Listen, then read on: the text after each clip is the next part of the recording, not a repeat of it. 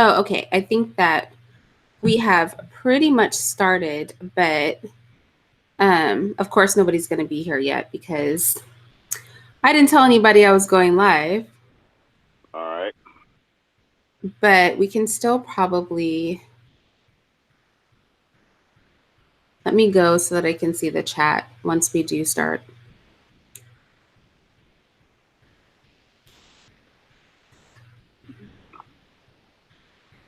Hi, Matt. Okay, yeah, let's get started and everybody else can just catch up. So I'm here with Simond, and during one of my lives the other day, when I was talking about integration or uh, separation, he was making an argument that he thought that Black women were kind of, and I'll let him explain it, but essentially putting up a straw man argument and pushing separation for selfish reasons.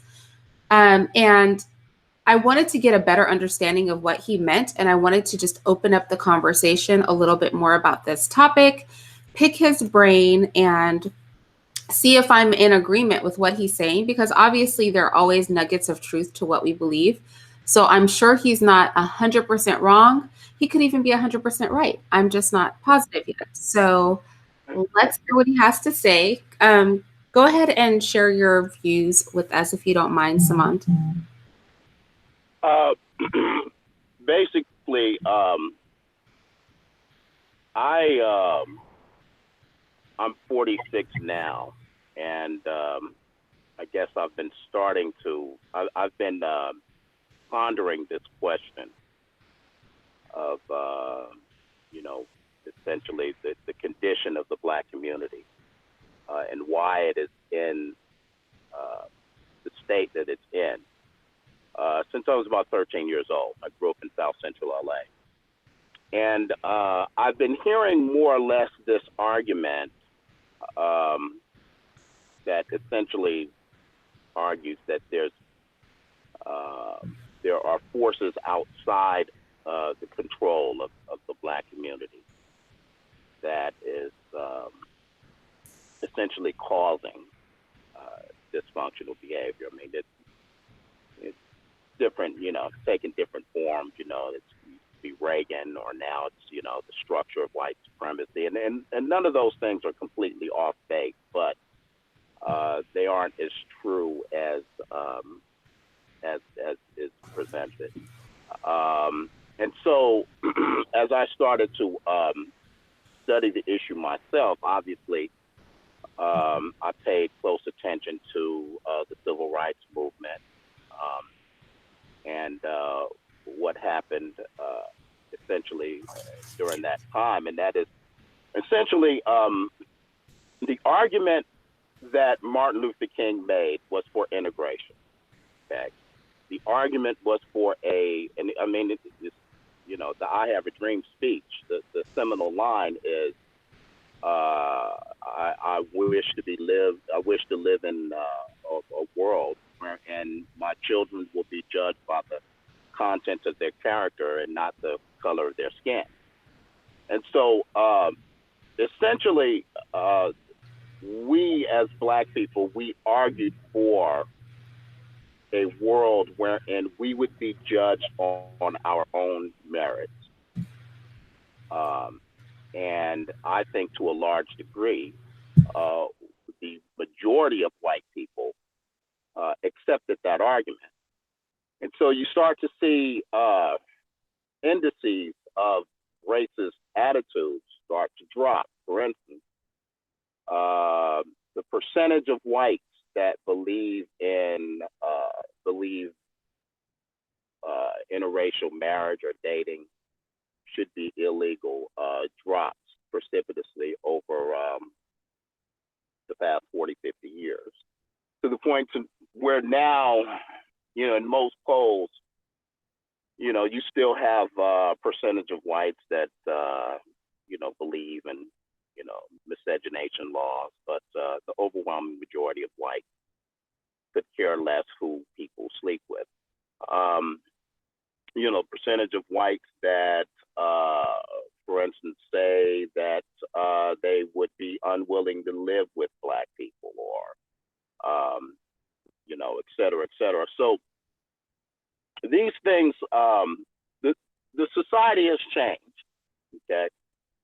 and it has resulted in successes for a significant percentage of Black people, culminating obviously in the election of a Black president.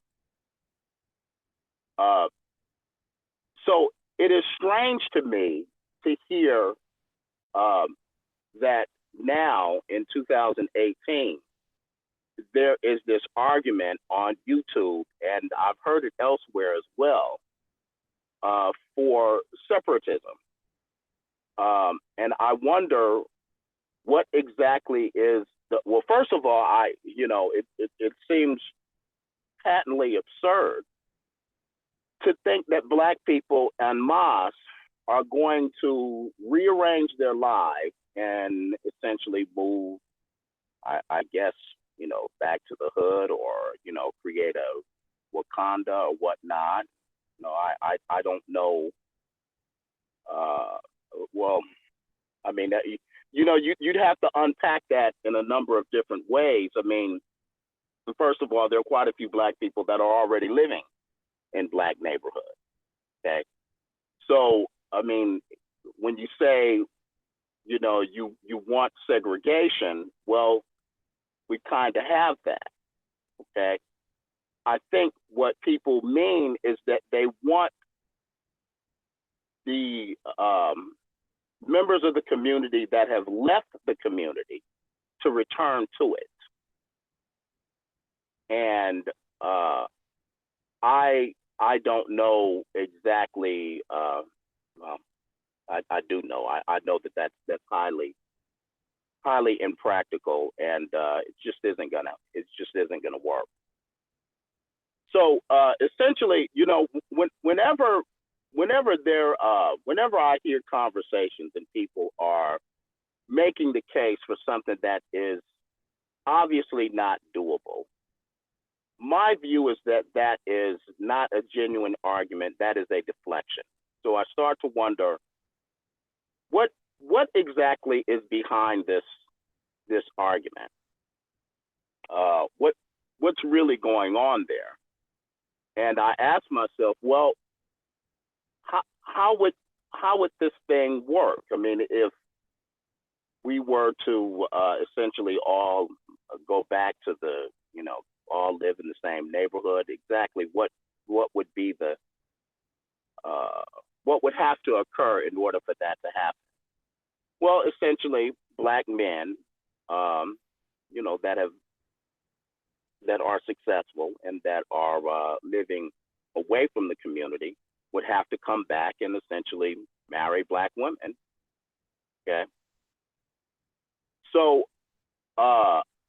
also understand that this debate is I'm sorry, can I just ask you something? What about sure. the Black women that are successful and living away from the community? Would they have to come back too?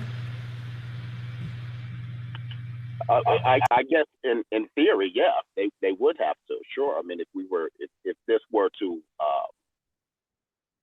in practice actually occur, sure they would have to. And my contention is that not even they would do it. So then,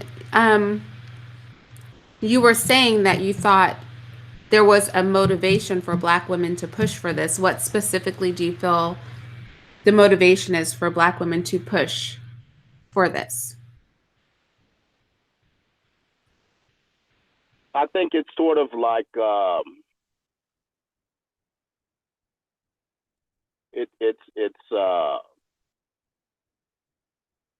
it's kind of like it, it's sort of a nonsense argument that isn't really. If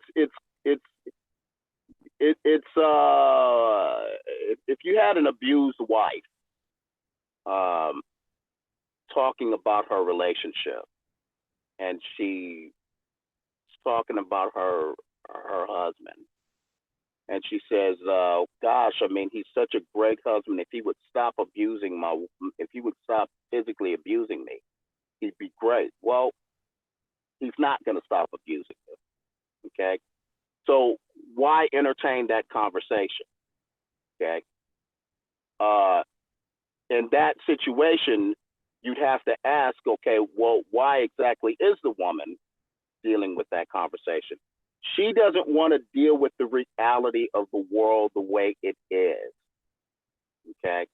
And my contention is that black women, in large part, don't want to deal with the reality of the world and the way it is. The way the world is that we live in a heterogeneous,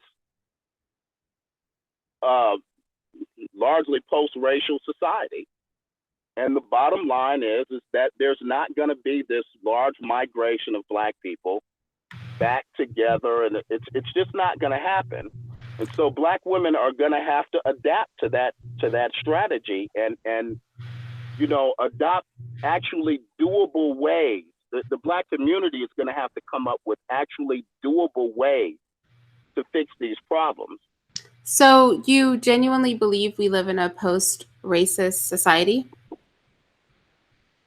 I think there is racism, but I don't think that it is. I don't believe racism is severe enough to affect black people's daily lives. No, I don't believe. I think any black person that makes up their mind to become a millionaire can do so. Can you define racism versus a racist society? Like, where is that line for you?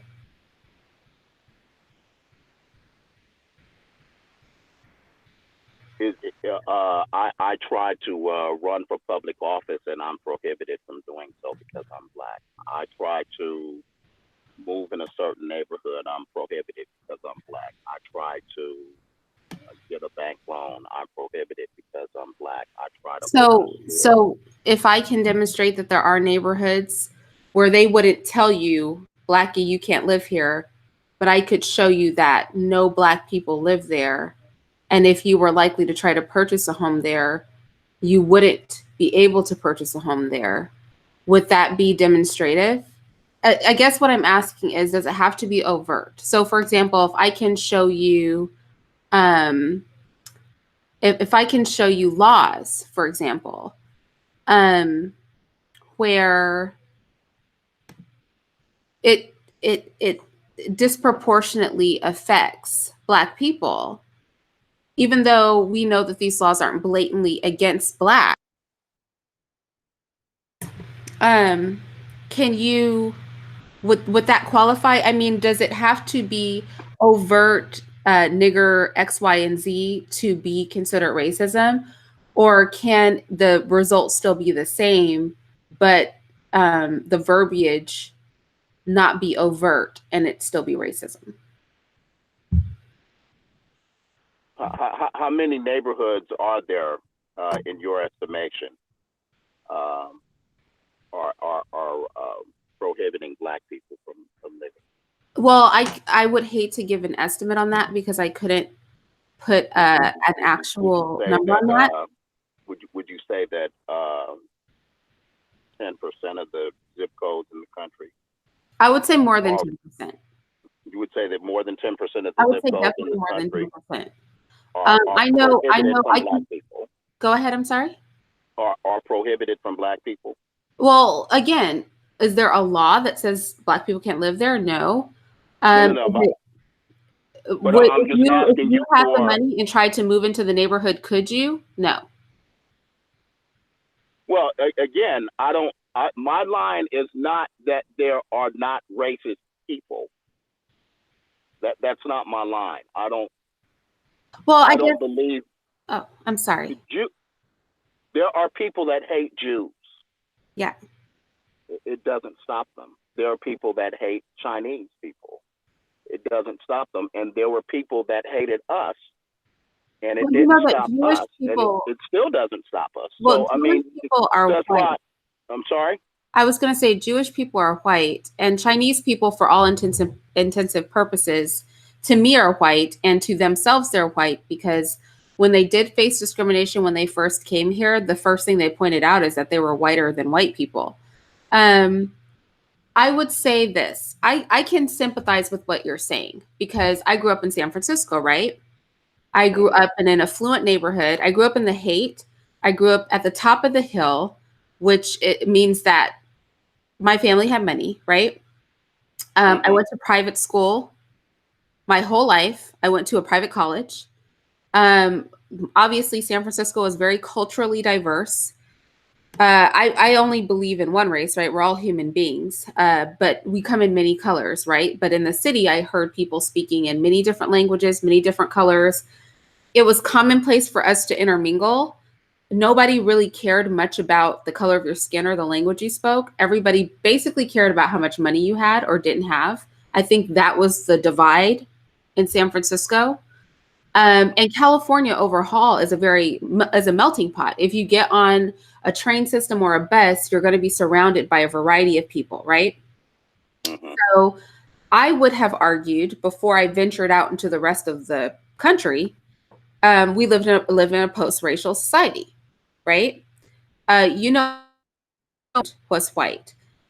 He's from New York, another melting pot. So for us and the people I grew up around, it's very post-racial, right? Mhm. However, if I go to visit my family in other parts of the country, I found it was heavily segregated. I tell a story once about me going to jail uh, on a drug charge and then being released because obviously I didn't have any drugs. And I was shocked because I'd never experienced anything like that.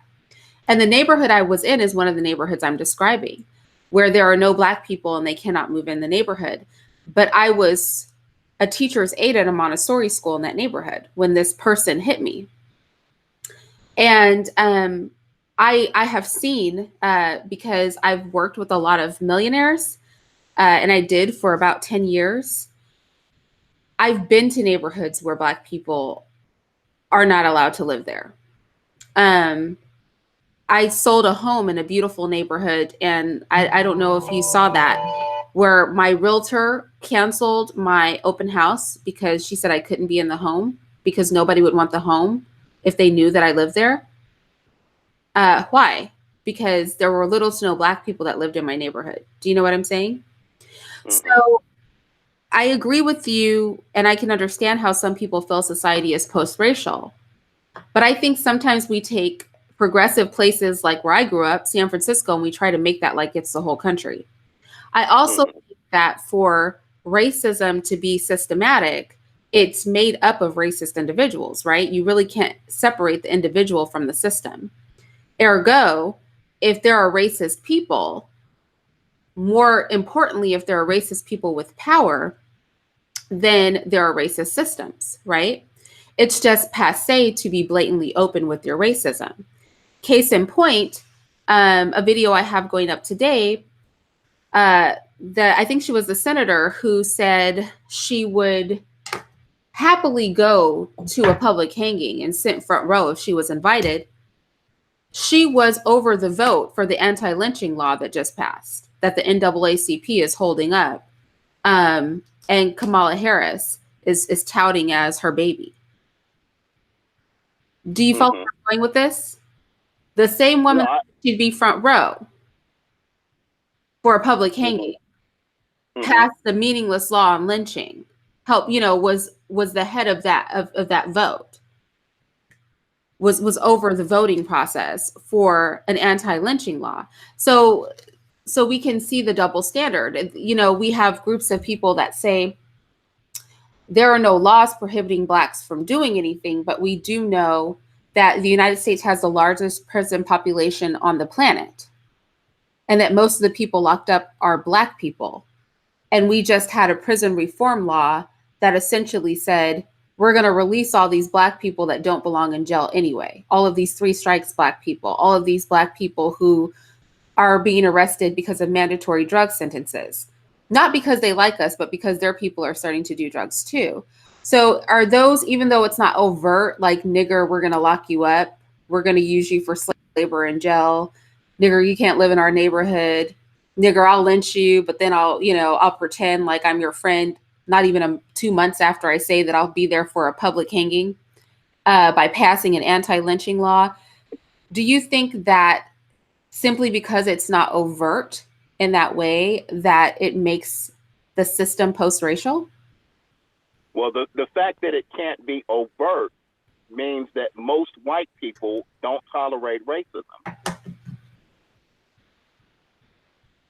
See, I mean, it didn't have to be overt 50 years ago. I mean, Bull Connor sat on national television and said, segregation today, the Alabama governor, not Bull Connor, but the Alabama governor. Segregation today, segregation tomorrow, segregation forever.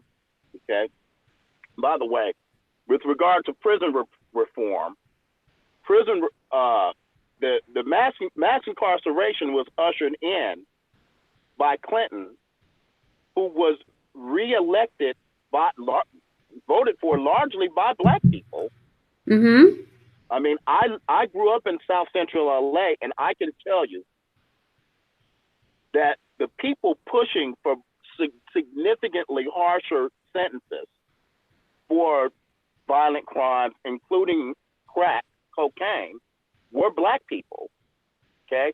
Now, yes, many of those laws went too far, but I mean, it would be inaccurate to say that mass incarceration came about as a part of some sort of racist attempt to just So you lock think black that that's men up. just a coincidence that blacks get longer sentences, are charged with crimes more, make up the largest section of the prison, per capita of the prison population, of the largest prison population of the world? Do you think that's just all coincidence given the history of this country? It could be coincidence. I'm just asking. It's not an either or, but it's not coincidence. Part of it is racism. Part of it is the fact that there are a lot of racist white people that join the police department, that join the criminal justice system. Here's the other part of it, though. If this was Ghana instead of America, if this was Ghana, okay, Mm-hmm. and there was a sub percentage of the Ghanaian population that was Asian, 13% Asian. We knew that 13% of half the homicides in the country came from 13% of the population. We would focus like a hawk on Asian men, and that would result in some overreach. Whoa. Mm-hmm. I can agree with you to a point, but here's the thing. The thing is that Black men do commit the most assaults and homicides. That's true. They typically beef with other Black dudes. You know what I mean? And they have one-on-one confrontation that ends up with somebody going to jail, right? But then all crimes against women across the board, including rape, exploitation, all of that, all crimes against children, including beating, having sex with them, all violent larceny crimes, all robbery, all other types of violent crimes are mostly committed by white men in overwhelming majority of those. So, and when they do commit the other 50% of murder and assault, they tend to commit them against large groups of people, not just one-on-one beef. I would argue that criminalizing fighting between men is problematic, especially when you have a group of people that are responsible for committing all other types of violent crimes, including violent crimes against people who cannot defend themselves, like women and children, and who are known for, when they do commit assault or murder, that they do that massively. They also tend to do it more violently. So then that's where you get your serial killers. You get people that do horrific things like burning people alive, stuff like that, like in modern time. So that's why that stat doesn't really resonate with me, right? Because it's kind of like the Wild West. Men used to go out and they would duel, right? Mm-hmm. It's kind of like modern day dueling is being criminalized. But the problem with that, though, is I didn't mean to interrupt you. I thought you were done. Sorry. Oh, no, I was just going to say it's kind of like modern day dueling is being criminalized, but people who commit robbery, commit grand larceny, commit an armed robbery, right? All other violent crimes, people who commit rape, people against women and children, people who commit physical violence against women and children because they're given their own category, people who do mass murder, those people aren't making up the largest part per capita of the prison population. You don't find that odd?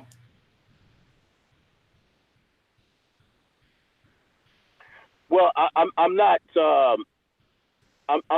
sure that I agree with your interpretation of the statistics, but Well, I'll grant your interpretation, okay, and answer your question. okay.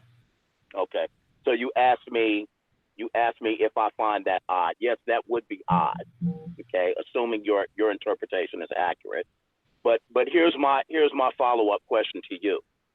Okay, is it your contention that the white society is taking advantage of the fact that black men are killing each other in very very large numbers, and that actually isn't happening as much now?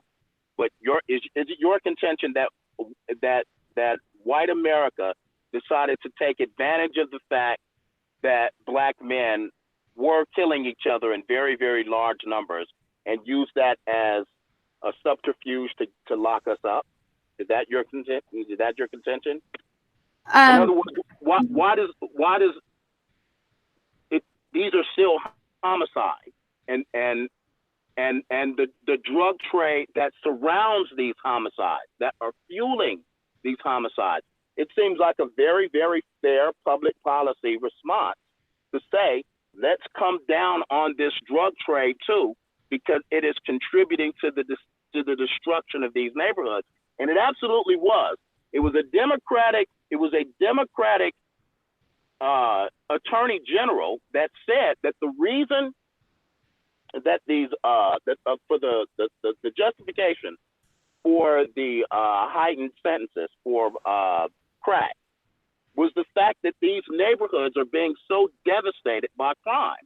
So even if I accept your analysis of the statistics earlier, that doesn't portend to me. Okay, well,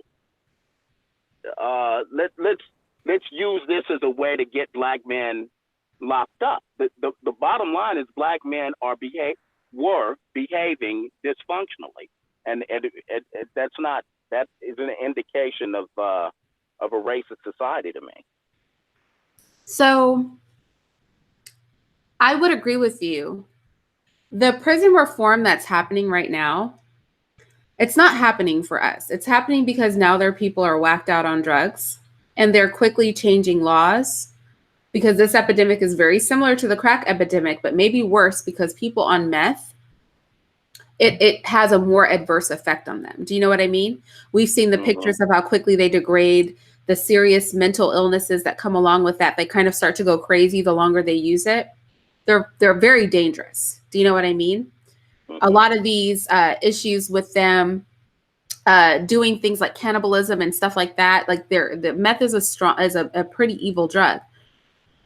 And we see that they're quickly backtracking on the stances they took. In fact, they're even helping the people to do drugs so that they can be safe while they do them. So I feel like I would argue that the proof is in the pudding, right? Now that the demographic is white, they're quickly overturning laws. They're making it illegal to prosecute them in some states so that they can't even get charged when they do commit crimes because they're sick, right? And they Mm-hmm. totally differently. And the argument is, oh, it was a mistake when we did it with all the black people. Now we've learned from that mistake, so we're going to do it right. And I guess we could buy that argument. But I would say that right now with prisons, there is money in the bodies being there. And because there's money for the bodies being there, because they can be used for slave labor, essentially, it creates a need to keep bodies in the system. And it is easy to attack poor communities. And our people are in those poor communities. But I also want to point out that we're talking 5% of the Black population as far as arrests and criminality goes. So it's a very small part of our overall population. This idea that Black people are just doing this en masse is simply not true. It's 5% of the population of Black people here in the United States. So I think to just put it in perspective, but I want to kind of double back to the purpose of our conversation, because I know I sort of held it, which is, what is the benefit to Black women to try to push an agenda that's not needed, as far as choosing to be separate? And you were on that stream, so you know how I feel about this. I feel like that's not something that can be realistically accomplished. But what would be the benefit to Black women to push for this? How do they gain to push for something that's the not really? benefit is, I think the benefit is emotional and psychological. It's a diversion. It's let's talk about something that that makes us feel good rather than dealing with the reality. And the reality is that again, we live in a heterogeneous society, and a lot of Black men, are in fact leaving the community, and so Black women have got to come to terms with that fact. But you don't think that Black people on the whole, men and women become successful, and Black women, don't they tend to get more degrees and things like that? So does the argument really make sense when you compare apples to apples and the female counterparts are really making the most progress? I'm not following. So you said essentially because Black men are leaving the community and kind of making something of themselves, right? There's a push for Black women to bring them back to the community because they want access to those men that have accomplished things, right? Correct. And I was saying Black women are getting degrees in greater proportions and actually succeeding at greater rates than Black men. So that doesn't really make sense, right? Yeah, but you seem to be assuming that those degrees are attractive to Black men. Those degrees aren't attractive to Black men. We don't care. But then it doesn't nice, make sense, right? We don't care. Yeah, go ahead. I'm sorry. We don't. What men typically like in women is youth, beauty, and submissiveness, and so rather than dealing with the fact that Black men are demanding things online that Black women don't want to offer, it's psychologically satisfying to talk about this amorphous idea of, quote, bringing the community together. It just, to me, it's just like I said in the email, when I posted in your comment section, therapy. So can I ask you then?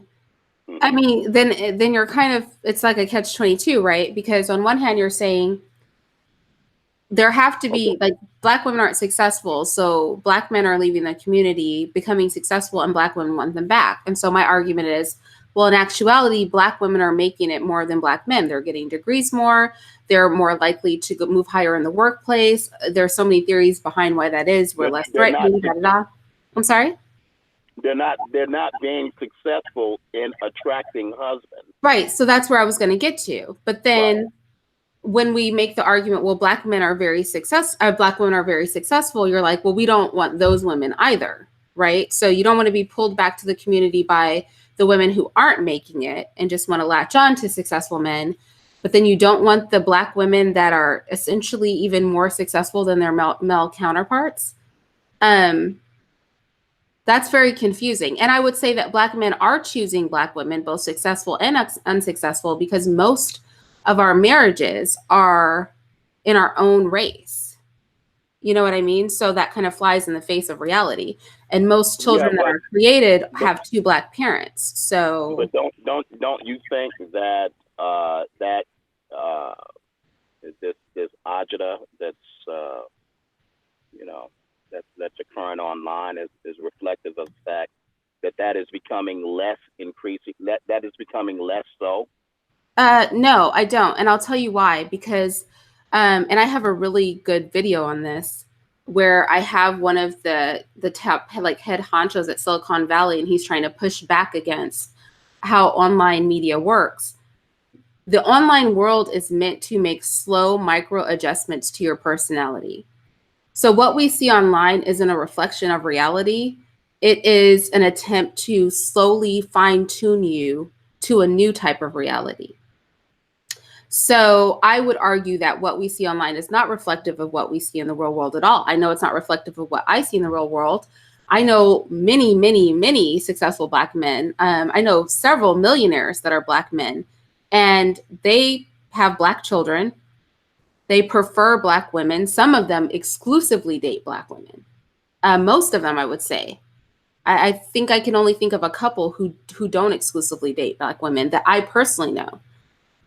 So that's not been my personal experience. And most Black men that I know are married to Black women. The exception to this is, for example, some of the Black men we know in this state now, they are married to white women, but this state has a population of almost no Black people. Do you know what I mean? So it's not exactly like Black people walking around for them to marry. Um, So I personally don't feel that's reflective. I think when we go into Black neighborhoods, we see Black couples. You know, I feel like we're from California. And so I know in California, we date everybody, right? Wouldn't you agree with that? That's like how California does it. Yes, I would agree with that. Yes. But see, California is not the rest of the country.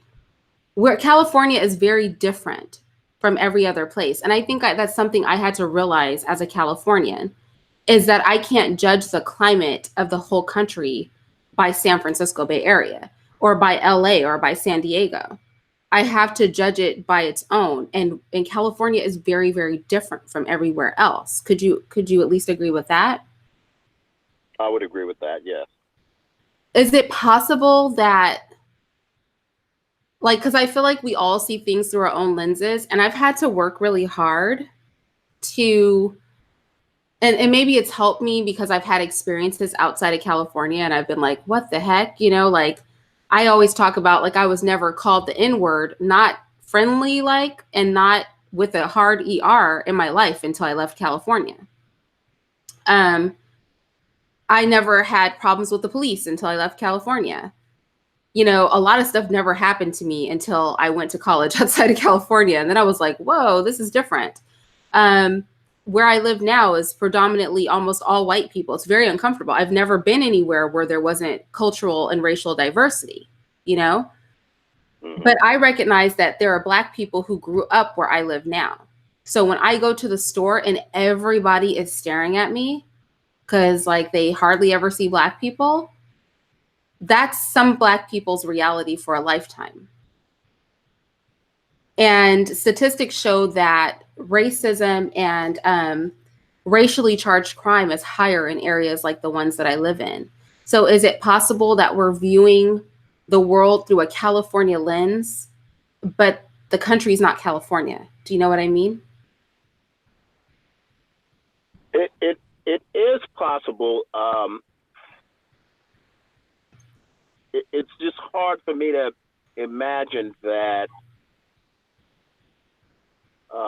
this perception that seems to be coming from so many voices. Um, I mean, there are a lot of female YouTubers that are talking about this, and there are a lot of male YouTubers that are talking about this. And I actually live in Seattle, so I personally observe it. Um, Wait, whereas, observe what exactly? I'm sorry. I'm sorry. You observed what exactly? I observed uh, recently far more interracial couples than I see uh, black couples. Um, and I would say within the last couple years, I'm seeing more and more black women with white men. But within the last 5 years or so, I mean, the number of black male, white female couples I observe is gone. I used to rarely ever see it. And again, I grew up in California. I used to rarely ever see it. Well, you Uh, also grew up in a part of California. LA is heavily segregated. LA is one of the most segregated counties in the fair enough. state. Wouldn't you agree with that? I would agree with that. Yes, Yeah. So I I mean would that agree with so that. again, that's a difference because in LA everything is heavily segregated. And I feel like LA was the last place to stop being racist, like in my opinion. Hmm. Very different than San Francisco, where everything is very integrated. Do you know what I'm saying? Hmm. So what you're saying is you believe that uh, this incidence of interracial coupling is overblown, I and think it's not happening as much. And even when you talk about Seattle, I just looked up the stats for your state.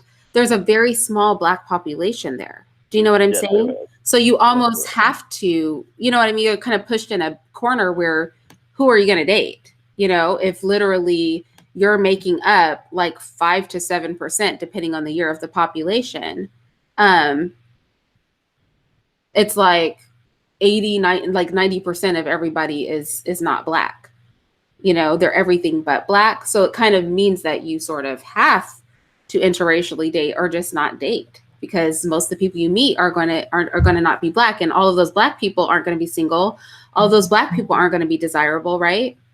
So maybe do you think like coming from LA, like a heavily segregated place, more racial tension in LA than probably any place else in California, and then going to a place with a very small black population, that it could appear to you that more people are interracially dating, but it's just circumstantial because of like the environments that you're in and not necessarily indicative like of a wider picture?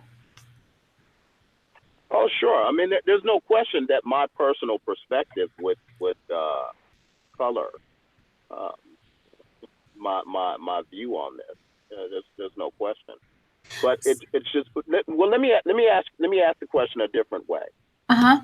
These articles that are talking about successful black men dating out and how difficult it is for black women to get married.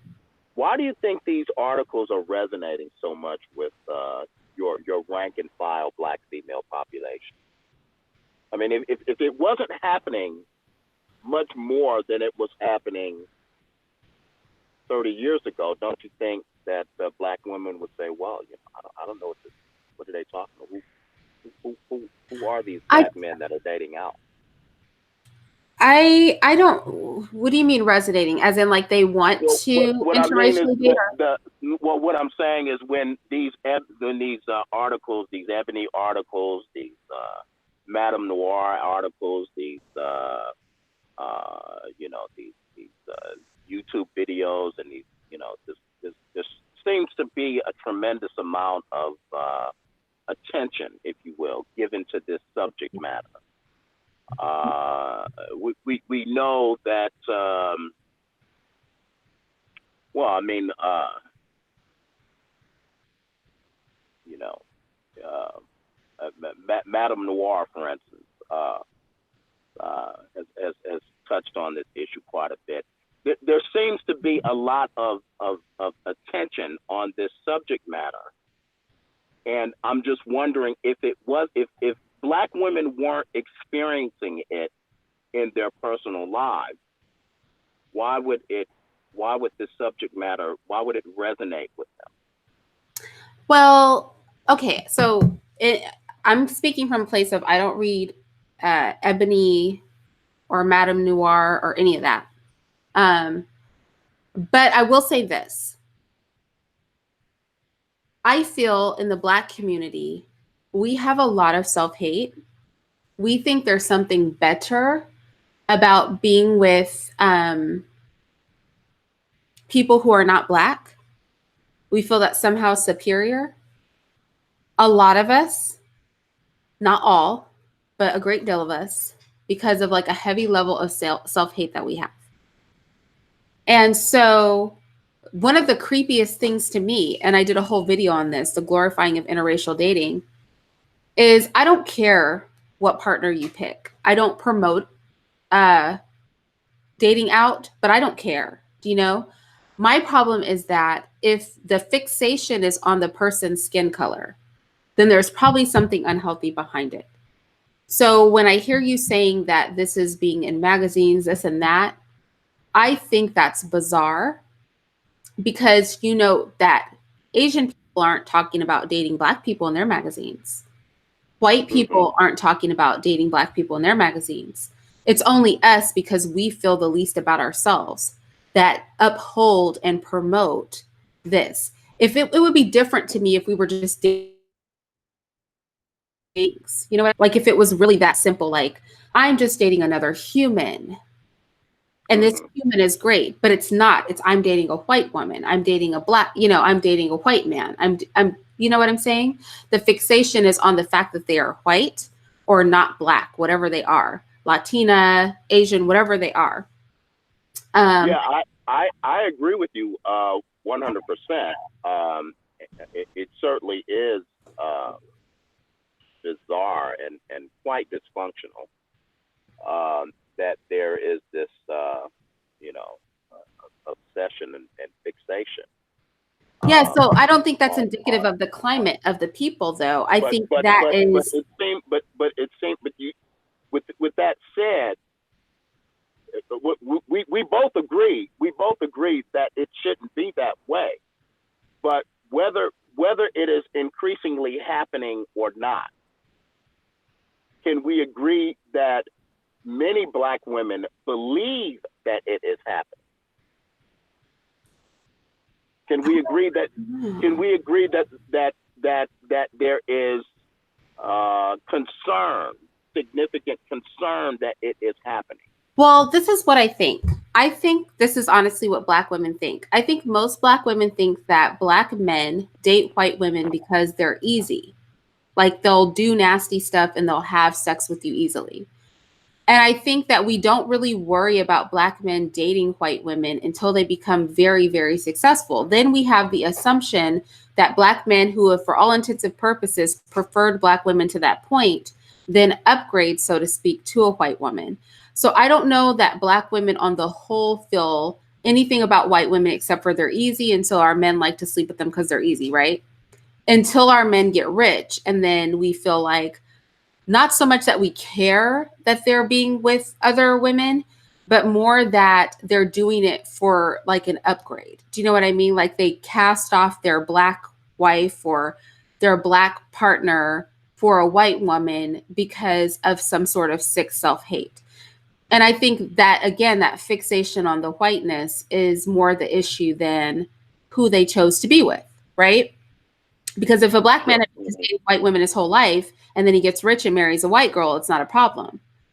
But if a Black man is literally married to a white woman and then gets rich and leaves his white woman and his Black woman and his Black kids, and then marries a white woman or somebody racially ambiguous, then Black women feel some kind of way. I would say I think that's a more honest assessment of what I hear Black women saying. Is that, does that sound like honest to you?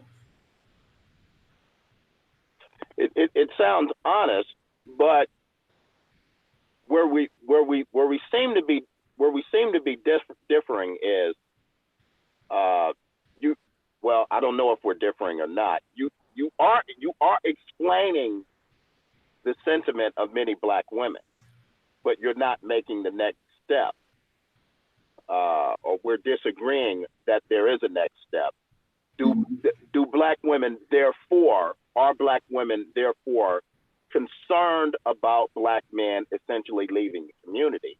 And to me, again, if it wasn't happening um, frequently, I would think that Black women would just say, "Oh well, you know." he lost out. Oh, okay. Why is this Leno guy that married the supposedly racist girl? I would think that if the environment were as you are characterizing, wherein black men and black women were just getting married, and this wasn't really happening in the real world, why would this be news? I mean, it's okay. Well, I think it's So news he married a because bigot. Okay, I was just going to say, I I just think it's news because she said at some point she likes black guys, but this one black guy hit on her and he was too black. So she likes black men, but she doesn't like them that black. And I think it's like a level of self-hate to even want to be with a person that would say something like that about blackness. Do you know what I mean? hmm Like that would be like if I'm with a white dude and he's like, I'm glad that you're caramel colored, because if you were dark brown, I wouldn't be into you. That's essentially what his wife said. okay. Let me ask the question a different way, man. Okay. Yeah. Um, I will say that black men are not concerned about their ability to attract black women. Okay. First of all, would you agree with that? Would you agree with that proposition that black men are not concerned that they would never be able to get a black woman into their life if they choose to? Would you agree with that? Yeah, but I would say black men aren't concerned about getting any woman because black men are the most sexualized men on the planet. Like everybody just assumes that you guys are hyper masculine and sexually virulent. So all What? women want black men. So I don't think you guys Well, are worried about getting any type of woman. okay. So okay. So just dealing with as it relates to black women, uh, we aren't really tripping over you know uh, Serena Williams and Well, I don't find her Elizabeth. very attractive. So Okay, but I'm just saying we're not really you don't see black men posting doing videos about black women that are swirling. I mean, oh my we God. criticize we criticize Crystal and Carrison because she follows up her proposition of swirling with with essentially a black man ain't shit argument. But Simone, we're you not have really seen tripping me off in of the no, stop. black women. You have seen me in the manosphere, and my man is black. And the fact that my first hmm husband is white, have you seen me over in the manosphere? I saw you when you were with yeah. I saw you when you went to Obsidian Channel. Oh, okay. So when and it happened in Obsidian's comment section too. Black hmm men go crazy. It's all they can talk about anytime I come into the manosphere. Any channel I'm on in the manosphere, they all come for the fact that I was married to a white guy. They can't let it go. Like the topic could be about anything else. It will come up. So to say they don't care is completely not true because I find that they care very much every time I step into the manosphere and my man is black. They they care to the point where they call me names and I was married. I was married for like 10 years. It's not like I was sleeping with every white person on earth. I was married to one white guy and they will never let it go.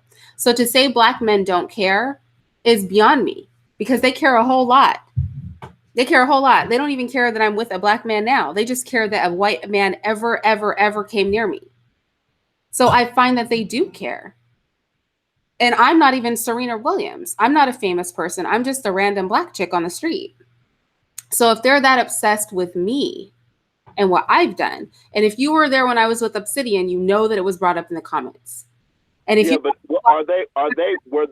here, were they accusing you of abandoning the community, or were they accusing you of being unqualified to speak on black issues, oh, they were just given that accusing you me of have? being a swirler and everything else. I mean, what the accusations were don't matter. I don't get into the comment section like that, but I know like they'll pay good money just to like be able to speak on the subject. hmm So I think that I think it's hypocritical. I think that black men, and mind you, these are the same black men who will sit and watch a whole video about what it's like to date a white woman and thumbs up that video. And then that dude's okay. So apparently it has nothing to do with me being qualified to speak on black issues, because there are swirlers who are currently, I'm with a black man. There are people who are currently promoting, because that's what my understanding of a swirler is. A swirler is not just that you're dating out, but that you're promoting it. There are people both dating out and promoting it on the same platforms. And none of that vitriol is spit toward them. So to say that black men don't care is really funny to me. I feel like it's more, not all well, men, okay, that let men are me hypocritical. let me be more precise. Let me be more precise. Well, okay. First of all, is it okay to mention another YouTuber on the Yeah, go ahead. platform? Okay. Cynthia G's argument is that. Oh wait, are you black gonna be men- nice? So don't be mean though. No. I'm not. Okay, I'm not go gonna ahead. be disrespectful. I troll her, but Okay. Cynthia G's argument is that black men are abandoning the black community and are abandoning their responsibility to black women.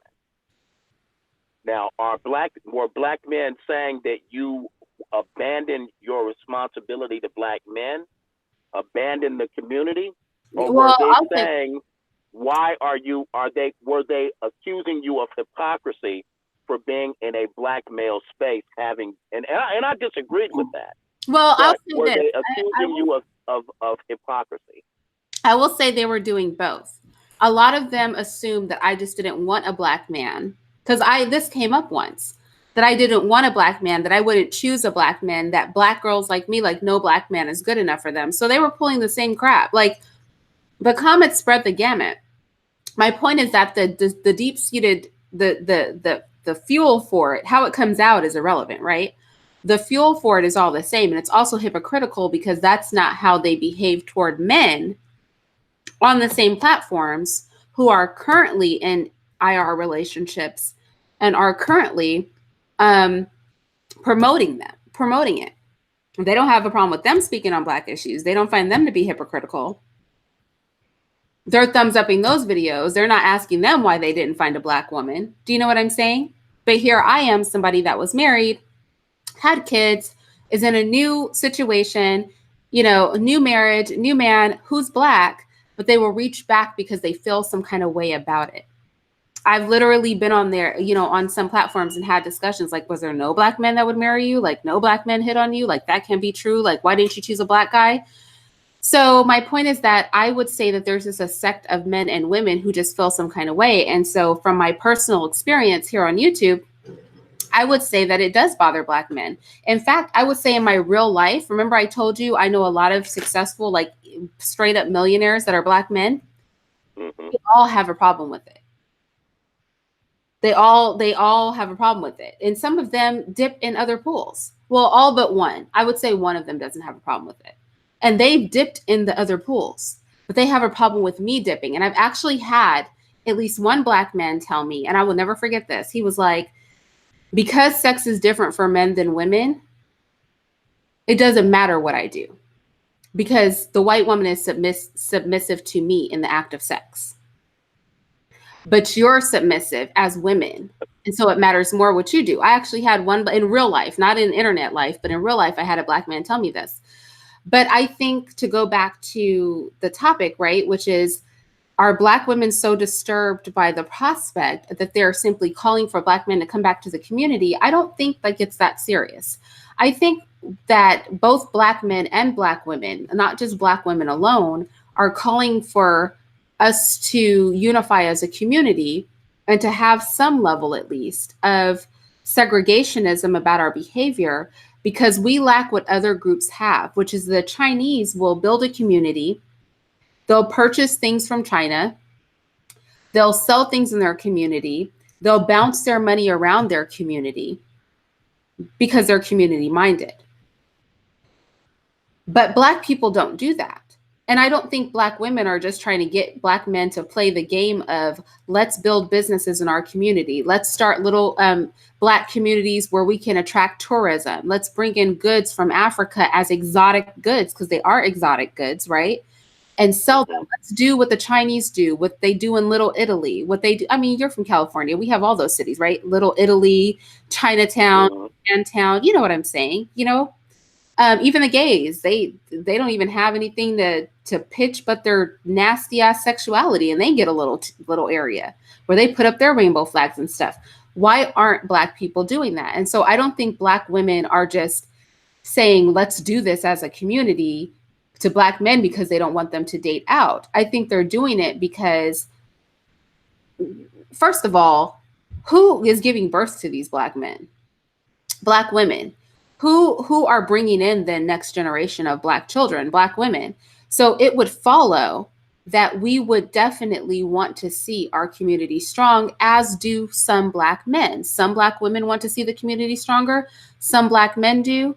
They come to this place, right, of we have to do what everybody else is choosing to do. And I don't think it has anything to do with who people are dating. I think it just is pragmatic, because how are we going to pull ourselves as a community up if we won't even do for ourselves what other communities are doing on the regular? Like I said, if the gays, who have nothing to pitch but the fact that they like to dip in the dookie pond, if they can build a community and drag tourism to see their debauchery, why can't we as Black people do what the gays, the Chinese, the Japanese, the Italians, so on and so on and so forth? Why aren't we doing that too? And I don't know, and maybe you can help me understand how you believe it's just about access to Black men and not about truly creating something that we ought to have in our community.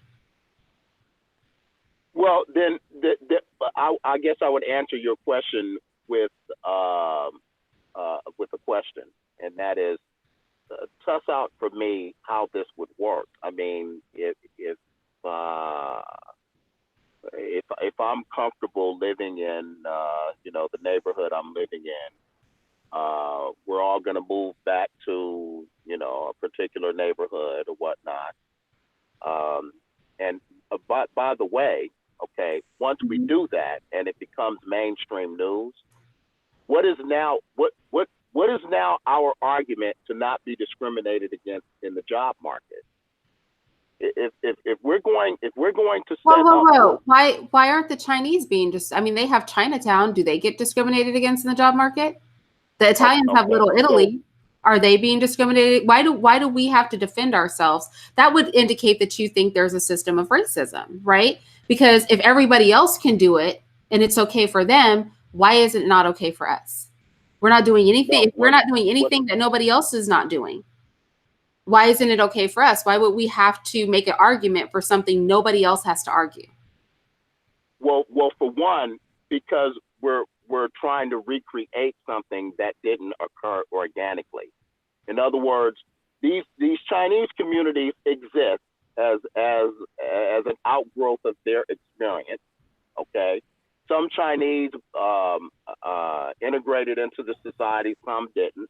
Okay, and there's no prohibition from people moving into China. I mean, I'm sure if Becky wants to move into Little China, she can do so. So in your vision of this Black neighborhood, I mean, are white people able to move in there? Well, let's say, first of all, I didn't speak of my personal vision. I don't think that it's even a matter of, I think that if people want to communally like live in an area, that makes sense. We already have areas where lots of Black people live, right? I think if you already have a home and you love it, that's fine. I would just say that, open a business in a Black neighborhood, or if you have a business, hire Black. If you can get certain supplies from Black companies, buy Black. If you can get raw materials from Black owned businesses, go with them first. That's what I would argue.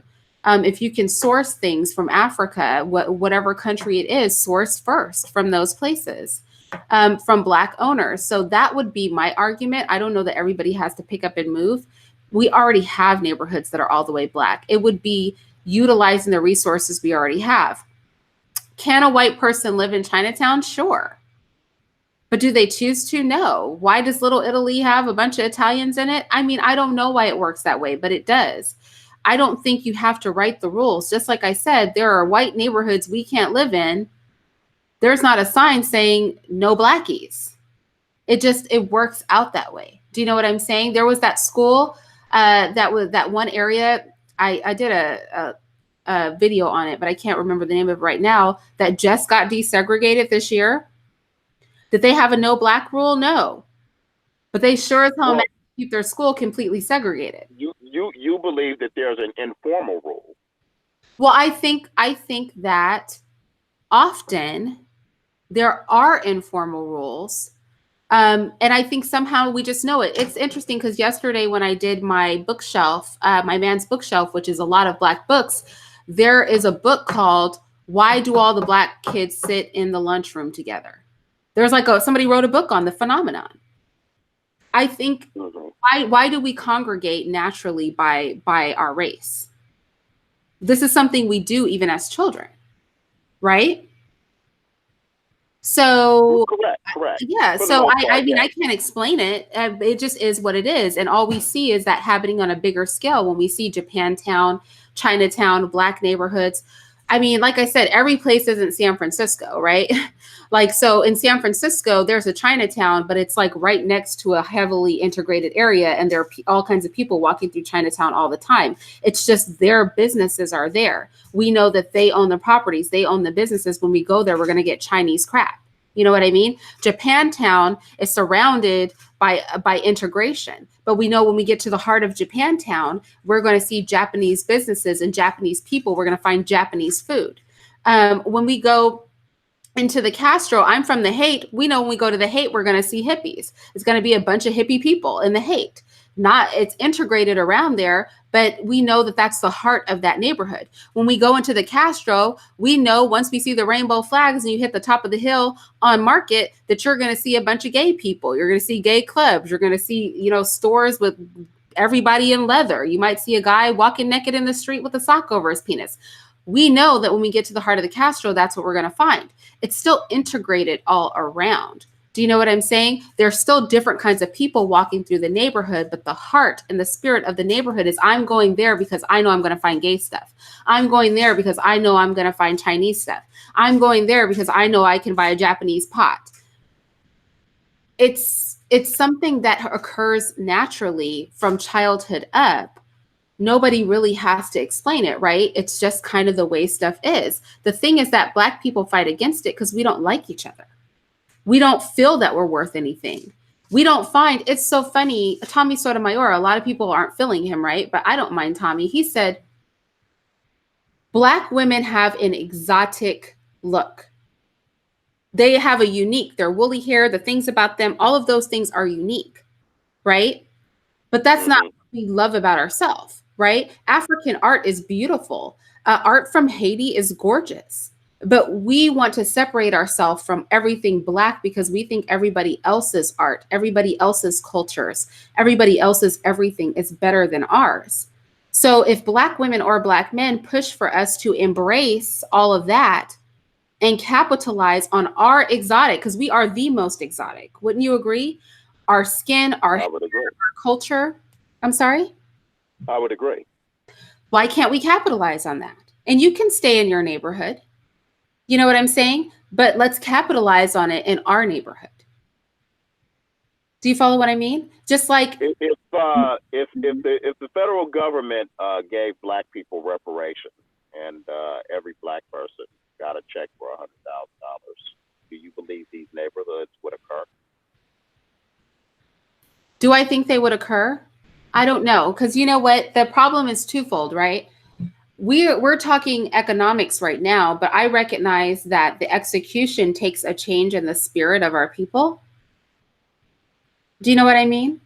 So when we have these conversations, we're talking about economic action, but economic action can only happen if our hearts are in the right place. And I feel like a lot of our people, our hearts are not in the right place. So I just don't know, because we have nothing and there's resistance.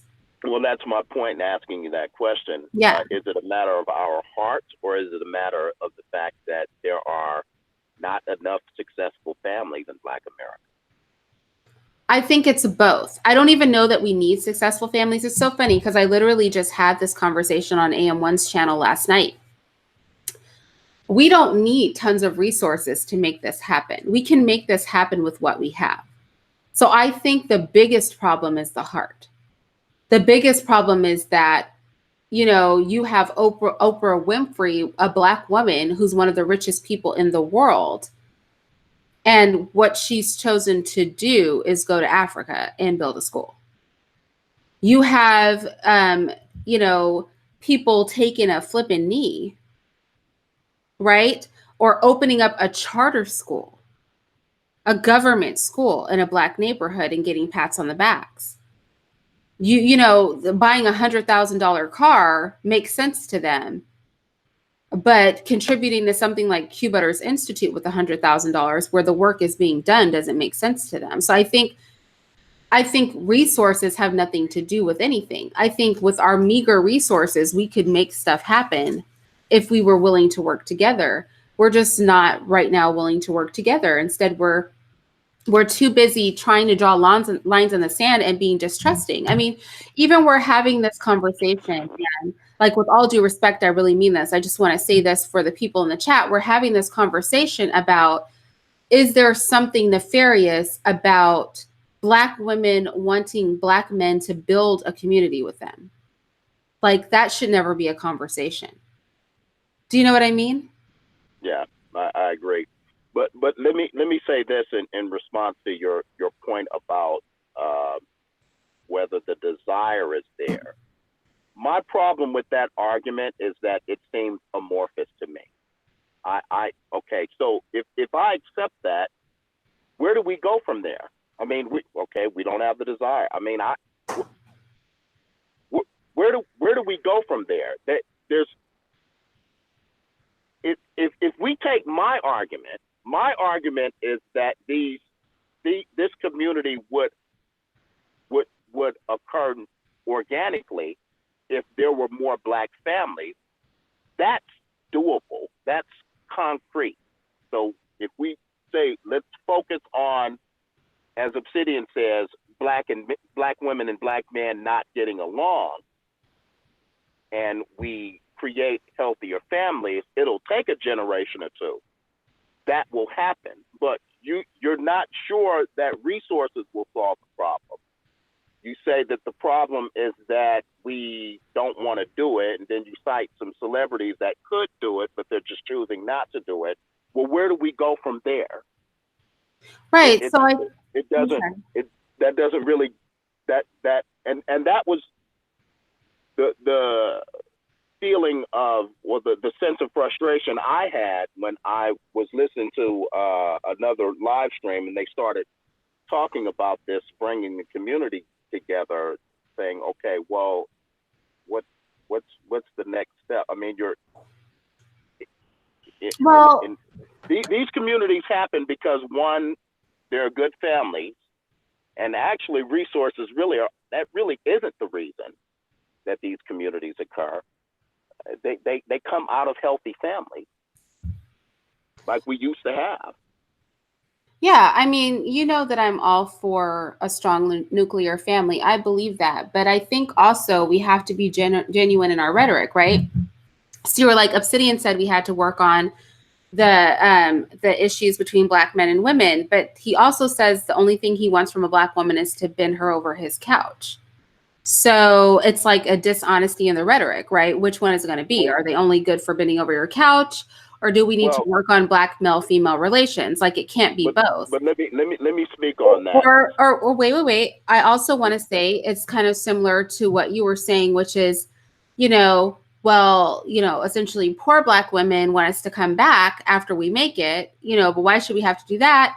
But then we don't want successful Black women either. It's like, we have to pick a side. We're either going to be for doing this or we're not going to be for doing this. We can't spew out of the same mouth. Like, you can't have bitter and sweet water come out of the same tap, right? It's got to be one or the other. You're going to put forth sweet water, you're going to put forth bitter water. because once they get intermingled, it muddies everything. So I feel like the first thing we have to start with is introspection and really taking a position and being consistent in that position, and not saying one thing and then the next minute saying another thing, and then like help me make those two things make sense together. Do you know what I'm saying? Well, it sounds like you're asking me what I believe black men are demanding from black women. Is that what you're? Well, I wasn't, but you can answer that question. I mean, that would be an interesting question to have you answer. Submissiveness. Well, I think women should give that. So I'm in agreement with that. Women should be submissive. But I Okay. also think So that then the question is, let's test this out then. Okay. So let's say you miraculously, talk about amorphous, but let's say black women agree to be submissive. What would happen then? Okay. Well, black we men would we have to know lead. we would have we black men would have to lead. Yes. And my contention is that black men would lead because closely behind beauty, what men find irresistible in women is submissiveness. With submissiveness, we will take on, the baby mamas and the weight issues, and there wouldn't be attitude problems because you'd be submissive, and we'll deal with all that if we get submissive. Because, and I know I'm speaking for black men, and I'm not in position to do, but I do believe I can kind of paraphrase what the most black men's mindset is. Um, with submissiveness, I think you solve a lot of the problems between black men and black women. And I think at that point, uh, black men's natural instinct to lead and for ambition, you will have that ally, the black queen, in line with that, and he will be much more effective. Okay. So you'll have the 2.5 million black men that are in the middle class. You'll have more of those men actually leading families, into the middle class. And out of that, out of those successful families, you'll have families creating savings, starting businesses, and all of a sudden you'll start seeing the restaurants, the the supermarket, the Can I bank, can I et cetera, can et I cetera. just speak to that? Okay, Hmm. so everybody knows that I believe very strongly in female submission. But Hmm. something I think is really important, and I think something a lot of people don't consider when they ask submission, is submission makes you very vulnerable. So you have to be really careful who you submit to. Um, Submission is something. I'm a very submissive person. I'm like very agreeable and submissive because I was raised that way, right? So that's like Hmm. just how I am naturally.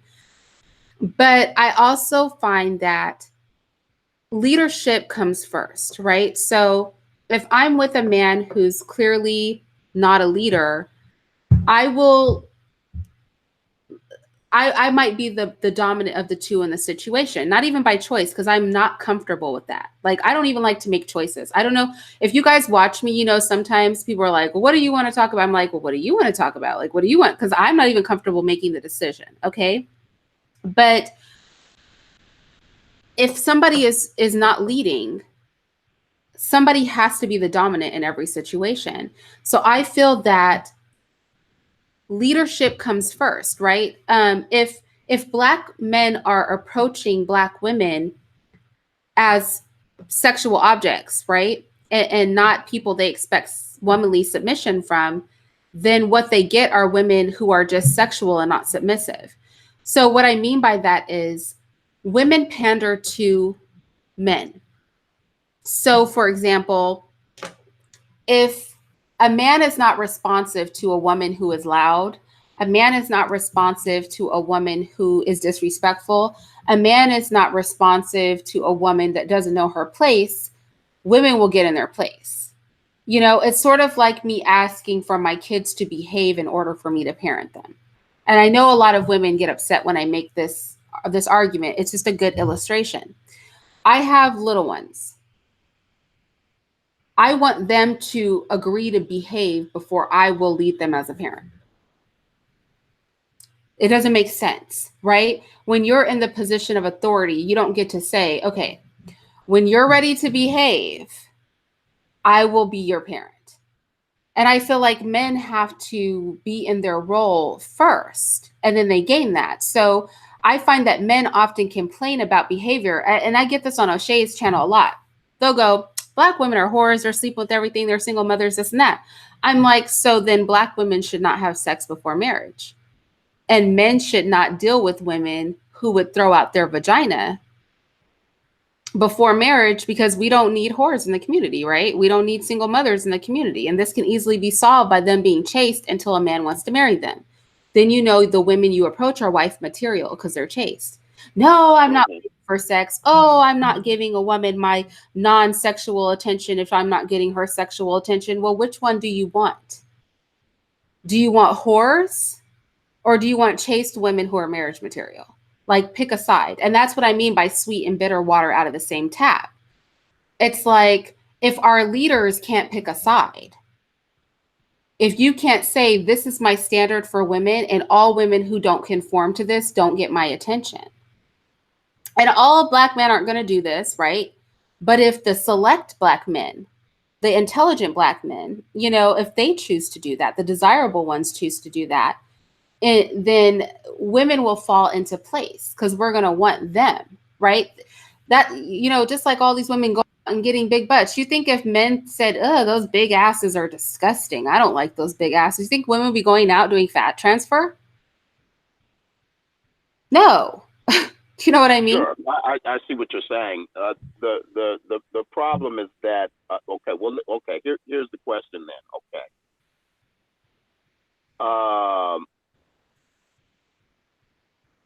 Okay, in a theoretical scenario, let's say you have a Black man, alpha male, and a submissive woman, or let's say a typical Black woman. Seems to me Black women are choosing to get into relationships with what they perceive to be competent men. And the fact that Black men and Black women are in relationships is proof that that's happening. So once they're in those relationships, you've now, as a woman, you've now picked this man. And presumably you've picked a man that is competent. Okay? Presumably you've picked a man who you agree with his vision, you agree with what he has going on. Okay? The fact that the relationship doesn't work subsequently, to me, is evidence of the fact that this woman now decided not to be submissive to that man she picked. Because it's not, you just said earlier that Black men and Black women, they are getting into relationships. Now we can debate about the extent to which that's decreasing or whatnot, and Black men going MGTOW, et cetera. So but we agree that Black men and Black women are getting into relationships. Okay. Seems to me like once that has happened, that is a woman that has decided, I want this man and I agree with where he's going. So when he says, listen, mommy, this is what we're going to do, blah, blah, blah, X, Y, and Z. Seems to me like you either have two people headed along the same path, or at some point she decides to veer off. I want the baby before he decides he's ready. I really want to stay in college and not follow you. I think I'm going to curse you out in public, et cetera, et cetera. It seems to me like once the woman has decided to get into that relationship, it is incumbent upon her to decide to get on that man's program. Does that make sense? It does. I just want to check with you because I know that you said your time was a little bit tight today. We're at like an It hour is, and a and half. Do you need to go? I let this conversation go a lot longer than I should have. I know. I'm sorry. Um, And I really appreciate that. if you could respond to what I just said, and actually, I do need to get back to work. Actually, Okay. So I want to say this. I think that yes, once a woman chooses a partner, she's choosing to be in submission to him, and she ought to be. But I do think that women and men need to vet more carefully, and I do think we need to accept the fact that the majority of people that we encounter aren't going to make good mates.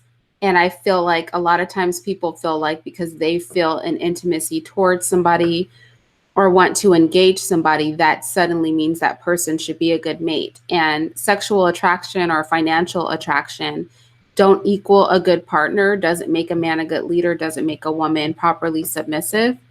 But I would say this, like, even if a woman is not submissive, if she's teachable, then the submission will come, right? Because being teachable is a form of submission. So hmm I think that Black men and women have to choose better. And those people who have standards, that they have to be more careful about who they're engaging so that when they make those commitments, those can be successful unions where there's a healthy male female dynamic. Um, so, yeah. can Black women be encouraged to be teachable? Can Black women be encouraged to be teachable? Correct. No, I would argue that, like, in all honesty, if black if a Black woman's not teachable, I wouldn't deal with her. That would be like, for me, if I were a man, that would be like a deal breaker for me. I did a video on this, and that was one of my top things that I had to say. Like, she No, must, not from the man in particular. I'm saying from peer pressure and society in general. Can a society or peer pressure or whatnot encourage a woman to be more submissive, more teachable? yeah. Like I Uh, said, if women were openly not engaged, uh, when they behave in certain ways, then yeah, they would change their behavior. Women will behave a certain way if it's considered acceptable. Do you know what I okay, mean? But then if they can't get any attention, it's like peer pressure will cause them to change. my contention is that the first step is for Black women with platforms like yours to encourage Black women to be submissive. Well, I think that we have to do this thing together, right? Because no woman's going to have sex with or marry or produce a child with me. So I think sometimes we go with Black men should do this or Black women should do that. But I think like these things don't work in isolation. We need to work together. So as Black women like me are doing that, Black men need to be reinforcing it on their side. And I think a lot of what I see on the internet is people want to put all the weight of the burden of moving forward on one sex or the other. But we are a team and we need to move as a team. And I think once we start to realize that, it will solve a lot of our problems. I do my part as a woman. We do our part as women. You guys do Yeah, your parts as but men. the Black manosphere is encouraging Black men to be better men. But Well, the you people, being a man is not exclusive of the woman. Do you know what I mean? And I guess this is me because we're made for each other. We're made for each other. Do you know what Black I'm men and saying? Black women. So I think being a man is not earning money. Being a man is not getting the best job. Being a man is not having the best car. Being a man is not banging the most women. That's not being a man. Do you know what I mean? Like there's more to it than that. So I guess we would have to define terms at that point, right? I I feel like in the manosphere, what's not encouraged are all the things that make a man. Being a leader, and you're not a leader just over men, you're mostly a leader over your underlings, which are women and children of your community. Do you know what I mean? And yes, of other men, right? But in men, the leadership is different, right? Because it's leaders amongst leaders, right? It's kings amongst kings. But there's a whole class. A king is nothing if he doesn't have a kingdom, is there not? Twin and Derek are coming on because you're going off. But a king doesn't have is not a king without a kingdom. You follow what I'm saying? So again, I feel like it is important, and again, not in isolation. I can talk to women, and the manosphere could talk to all men, but we are a team. And as a team, at some point, we must be talking to each other. So this isolationism, as if this is not something we're in together, that part I don't approve of. That's the first thing I think is wrong. We are a team. So women talk to women, men talk to men, and then our men talk to the women and the women respond. There has to be a complete dialogue, and we need to be moving as a unit. And I think the unit aspect is what people are losing, which explains why we can't keep a family together, because people aren't getting this unity thing. Team, the team thing. Women were created for the man. So we're a team. So that's what I would agree with that. I will agree with that. I'm so glad you came on. I'm sorry I kept you so long.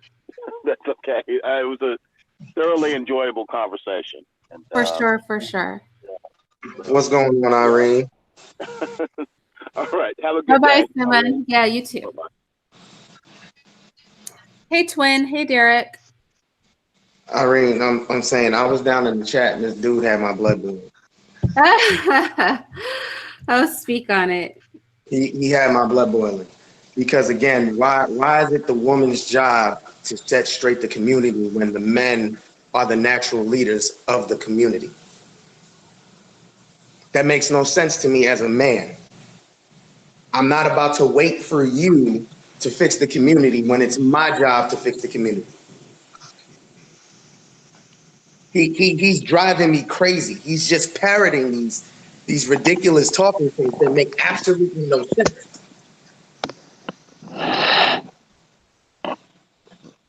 And I was really in the chat room about to lose my mind. And I know you want us to be respectful in the chat, so that's what I was trying to do. But he was about to have me cursing in your chat room and cursing him out when I got up here. But I said, you know what? I'm gonna respect Irene's rules and her wishes, and I ain't gonna go on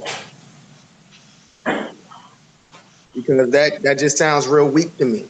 Well, women are doing this, women are doing that. No, dude, we are perpetuating the problems we are complaining about. The ratchet chicks wouldn't get the attention if we wasn't giving them the attention. So it just drives me crazy when I hear a man sit here and complain about stuff that we are doing to ourselves.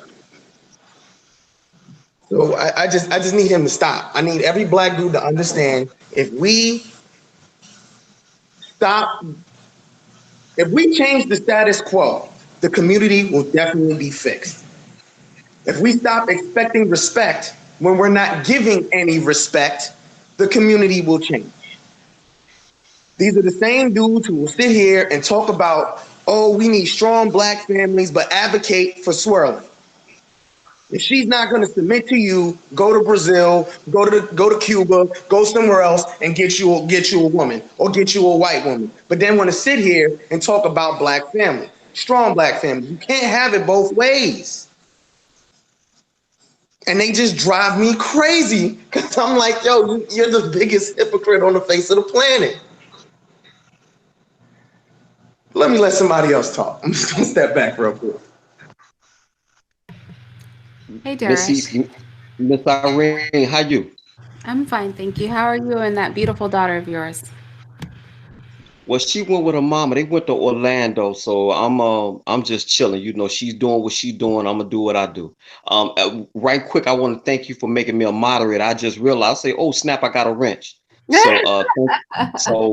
So thank you for that, and I'm gonna do right by you. I don't believe in that just blocking people. I think everybody should speak, but I do believe that they should be respectful.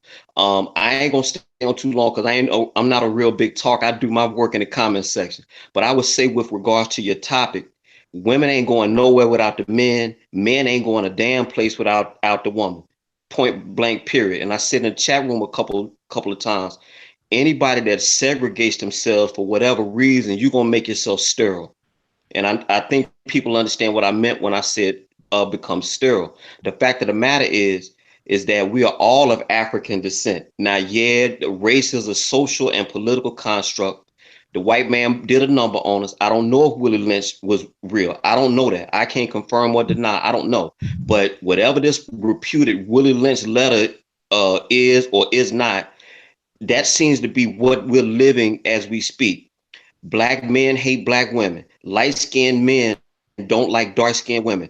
Fat men don't like skinny women. That type of thing. But we still all black. You ain't going nowhere without your woman. The woman ain't going nowhere without the man. So if someone can show me in the chat room, or if the guy that's with you wants to jump in and show me something to the contrary, I'm gonna go with that. We need each other. Black folks ain't going nowhere without one another. We should practice more group economics. We got to get out of this thing of so quick to knock people before over the difference of opinion. Men are going to have to stop treating women as if they toys. Women are going to have to stop looking at men like they little boys. So that's really all I wanted to say. Okay, thank you, Derek. Derek, all right, look, y'all take care. Derek, I agree with what you just said. I'm not arguing that. What I'm arguing is that we have a segment of black men who are trying to blame black women for the status of the community right now. They're trying to lay the blame for the devastation of our community at their feet. And it makes no sense to me because women don't run the community. I'm not sitting here saying women serve no purpose in the community. I think, Irene, you get what I'm saying. You do understand what I'm saying, correct? Yeah, no, I Yeah. understand what you're saying. I mean, I'm of that same opinion. I think that women have responsibility in this thing, but I also think, like I said, because I really do believe in male leadership, and I'm not just saying that. I can't. I guess I don't understand the concept of looking to your subordinate for them to move for you to lead. Like that part is hard for me to comprehend because I know in my home, my man just leads, right? Now, what I do or don't do isn't going to affect the fact that he's going to move the way he's going to move. And I'm either going to get with his program or I'm not going to be in his home, right? Exactly. That's what I'm talking about. Yep. Why am I sitting here waiting for you to make your move when I'm supposed to be sitting here, the head of the household, the protector of the household, the provider of the household? I'm the one that's supposed to be doing that. I'm not waiting for you to make moves. I'm making the moves. So why are we if I could waiting for jump in black just real women? quick. Why are we waiting for black women to make the change? We should be perpetuating the change we want to see. Period. I would agree with that. Can I jump in right quick? Hello? You got it. Yeah, if I could jump in right quick, the fact of the matter is, I think so many men have either been killed off, gayed off, jailed off, white supremacy off, that the women had no choice but to try to take a leadership role. And that's on us because we have to stop doing all this street stuff to get ourselves put in jail and things of this nature. Now, yes, is white supremacy real? Yeah. But does that mean you have to go out and engage in criminal activity so you can take yourself away from the child that's about to be born? Case in point, one of my family members, he was murdered about 3 years ago. That child is now 3, so that child will grow up without a father. So now you're leaving the mother, and that's a male child, by the way. So a woman absolutely cannot raise a boy to be a man. She can't do it. She can love him. She can do that. She can feed and clothe him, but she doesn't know. She's never walked a day as a man. So we have all these different dynamics at play. But in the meantime and in between time, the women are left to fend for themselves. So until we get that out of the way, and I don't know the answer to that. I'm just saying what is.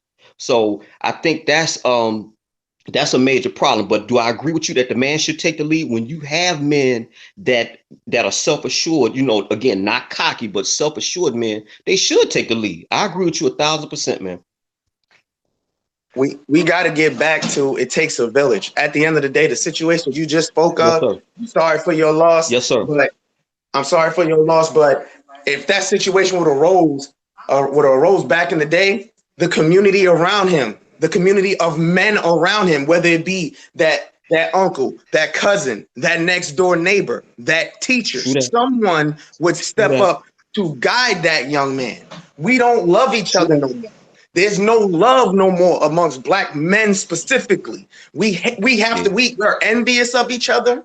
Instead of sitting here looking out for one another, it's I got mine, get yours, screw the community. I'm going over here because I'm tired of the bull crap that we perpetuate. You're right. It drives me crazy, especially when, like he mentioned, single mothers. Who creates a single mother? The last time I checked, it takes a man semen to create a baby. So if he's not taking care of his responsibility, he leaves that woman. He's not helping to raise that child and do right by her and that child. He's created that single mother. Single mother. Can we address something in the comments? The revolutionary said, "So are Black females just children then? Are men supposed to do everything?" I want to address it, and then I'd like the men to address it. First and foremost, obviously Black women, right, because you just use the word women, are not children. However, that's like saying, are you a child because your boss is in charge of you? Does that make you a child? You know, are we all children because our country has a president?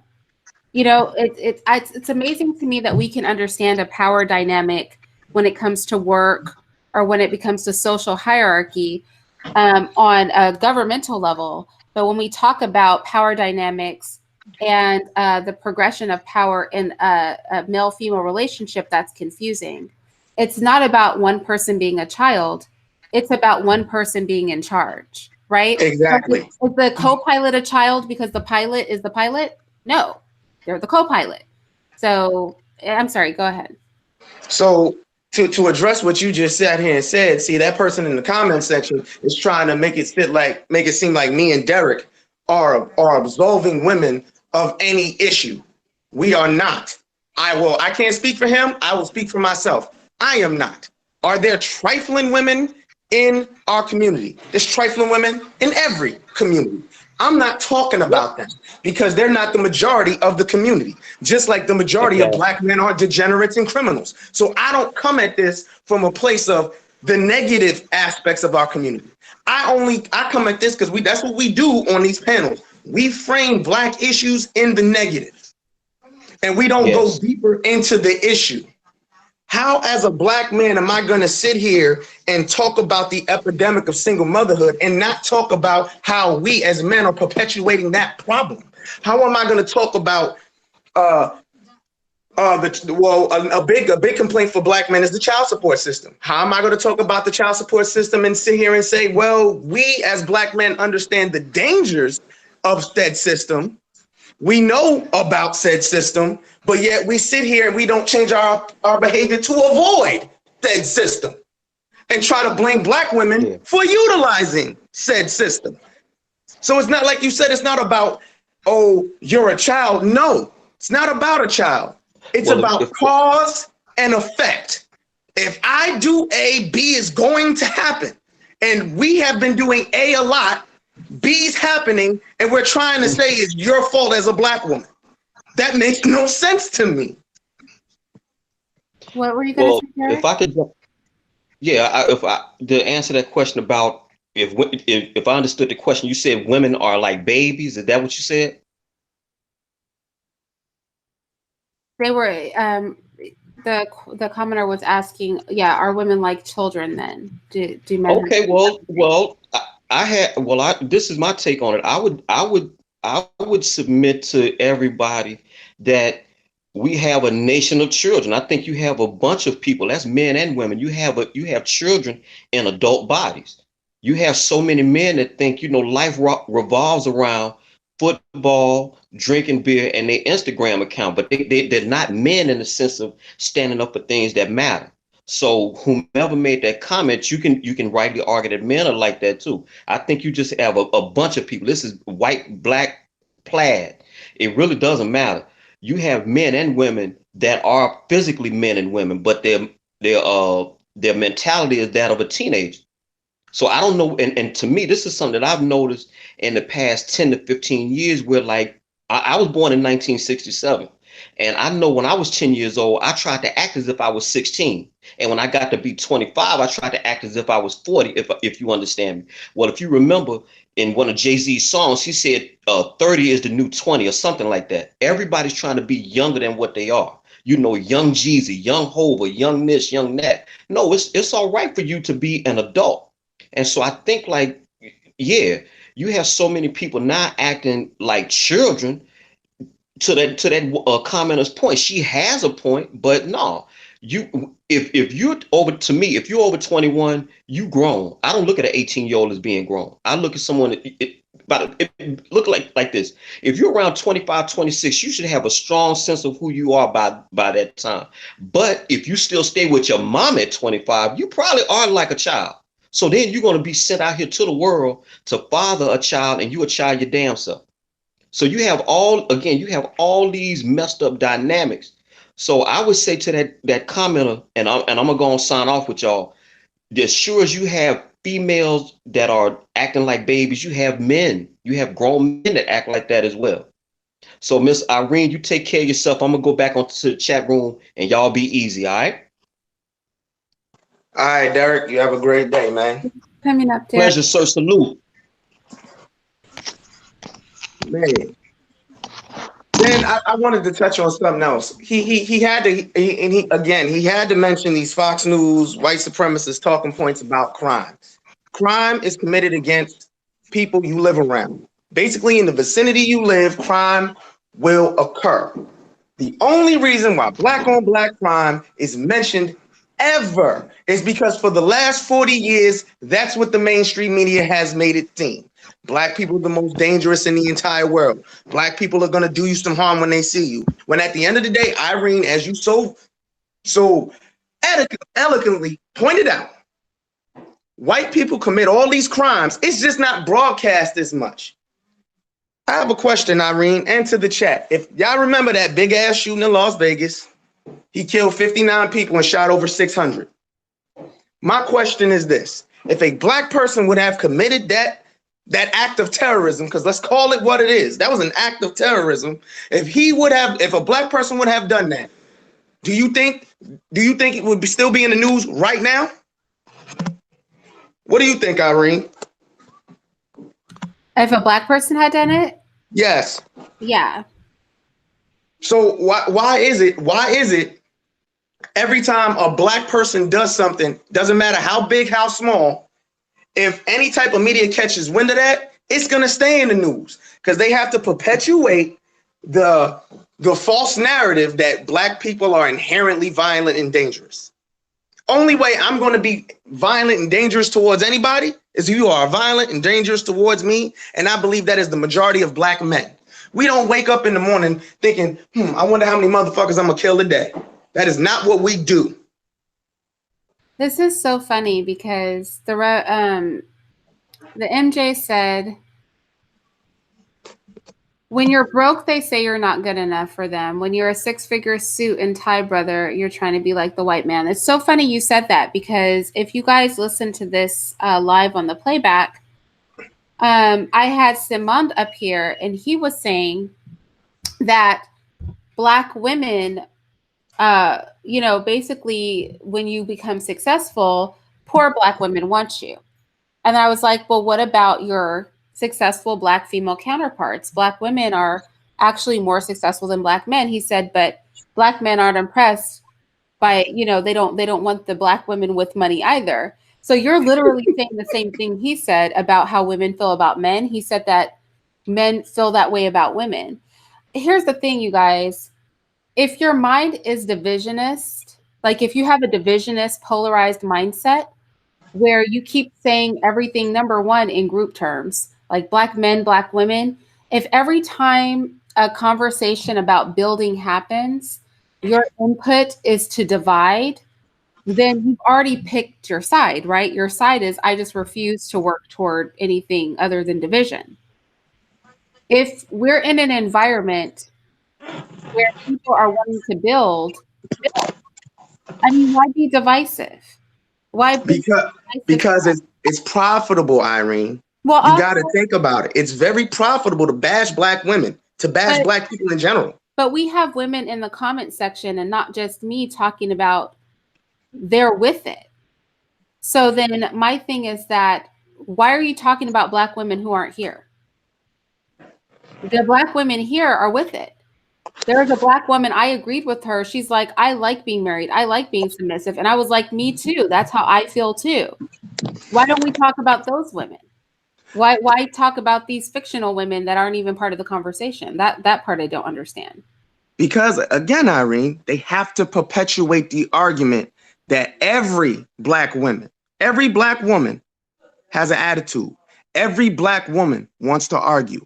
Every Black woman just wants a man for his money or wants to live off the government. They have to perpetuate that argument. My girlfriend's flying out here right now. I'm picking her up when she lands. My girlfriend's submissive to me.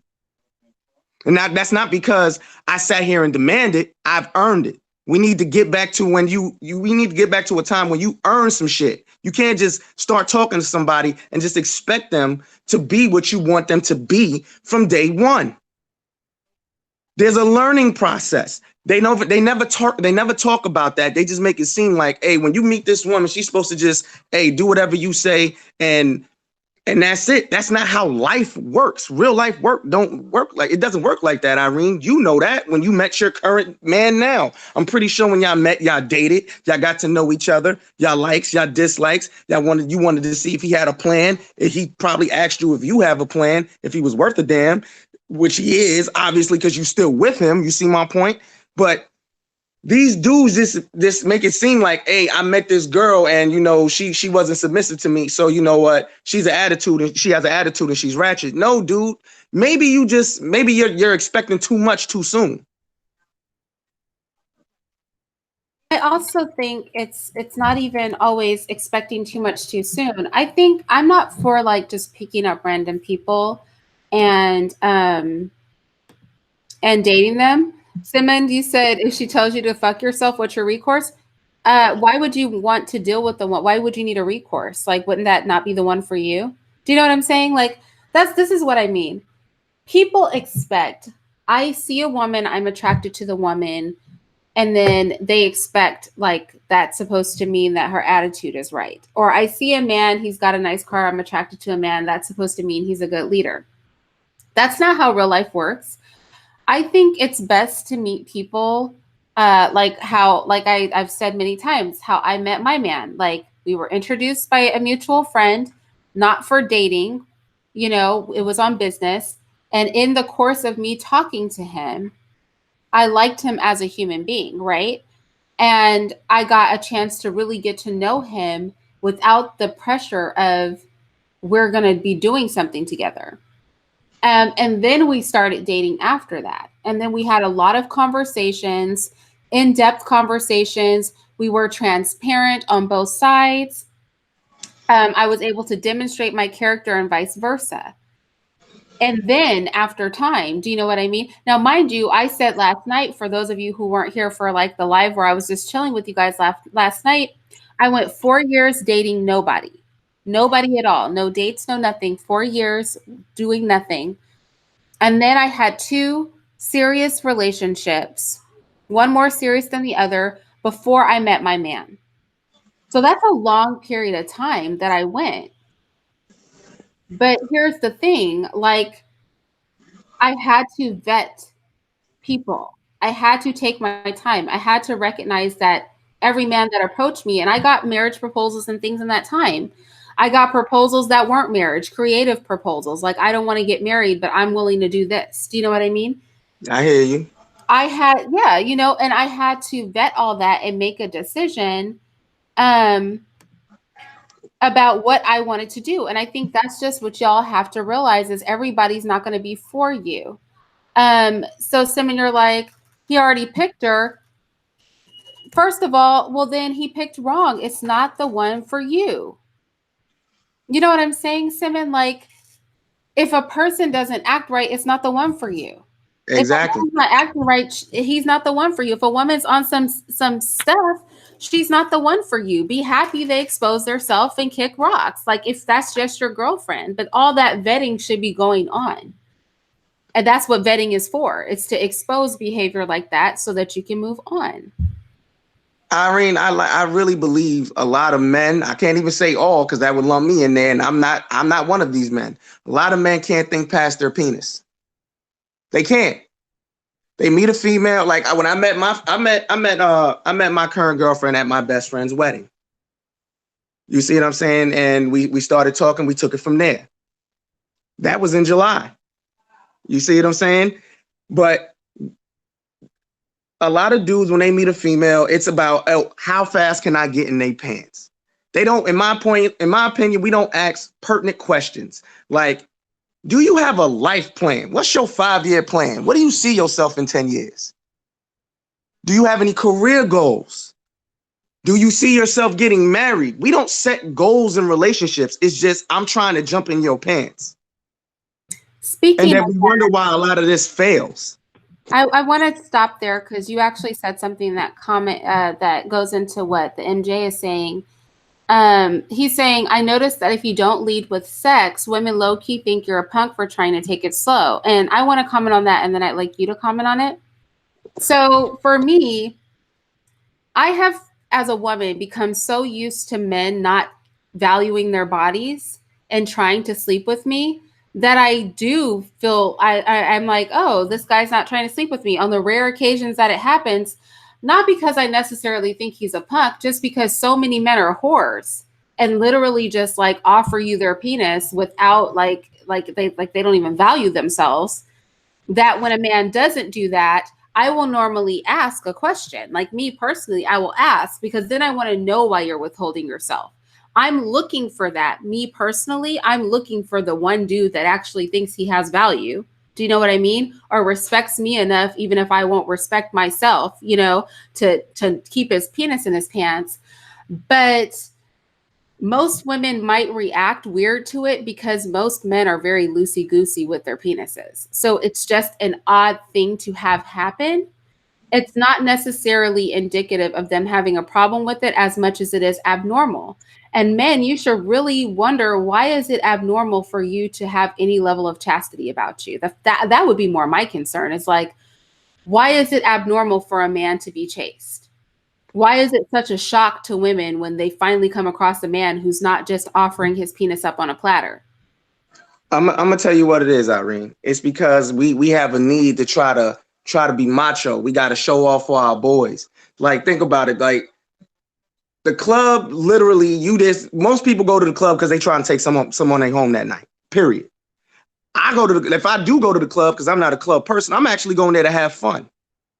You see what I'm saying? It's a macho thing. I got to see how many chicks I can knock down. I was like that one. I'm not going to sit here and act like I'm this holier than thou, above all dudes. No, I was in them streets when I was young. I'll be 36. But I did that shit in my late teens and 20s before I met my first wife. You see what I'm saying? I don't have time for that. And when you finally meet a dude who really realizes, yo, it's more to life than sex, you're usually successful because you're actually learning someone. So Simon, you have a link.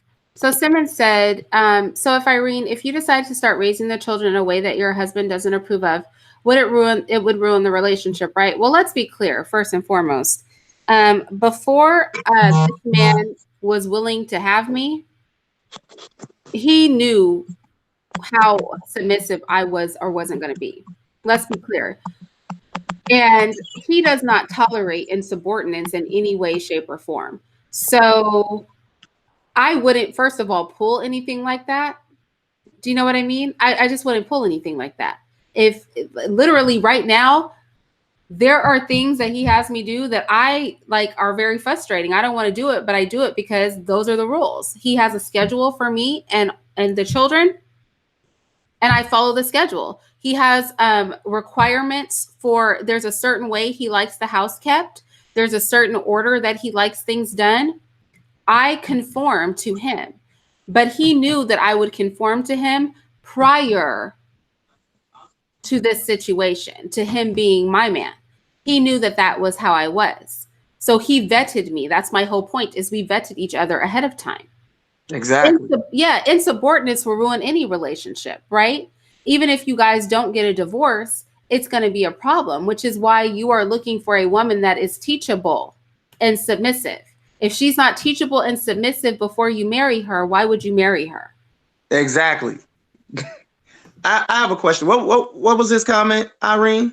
His comment was, if you decided to start raising the children in a way that your husband doesn't approve of, it would ruin the relationship, right? I think he's hearkening back to me saying, for the girlfriend situation, like that wouldn't be the one for you. So I think he's trying to translate that into a marriage type situation.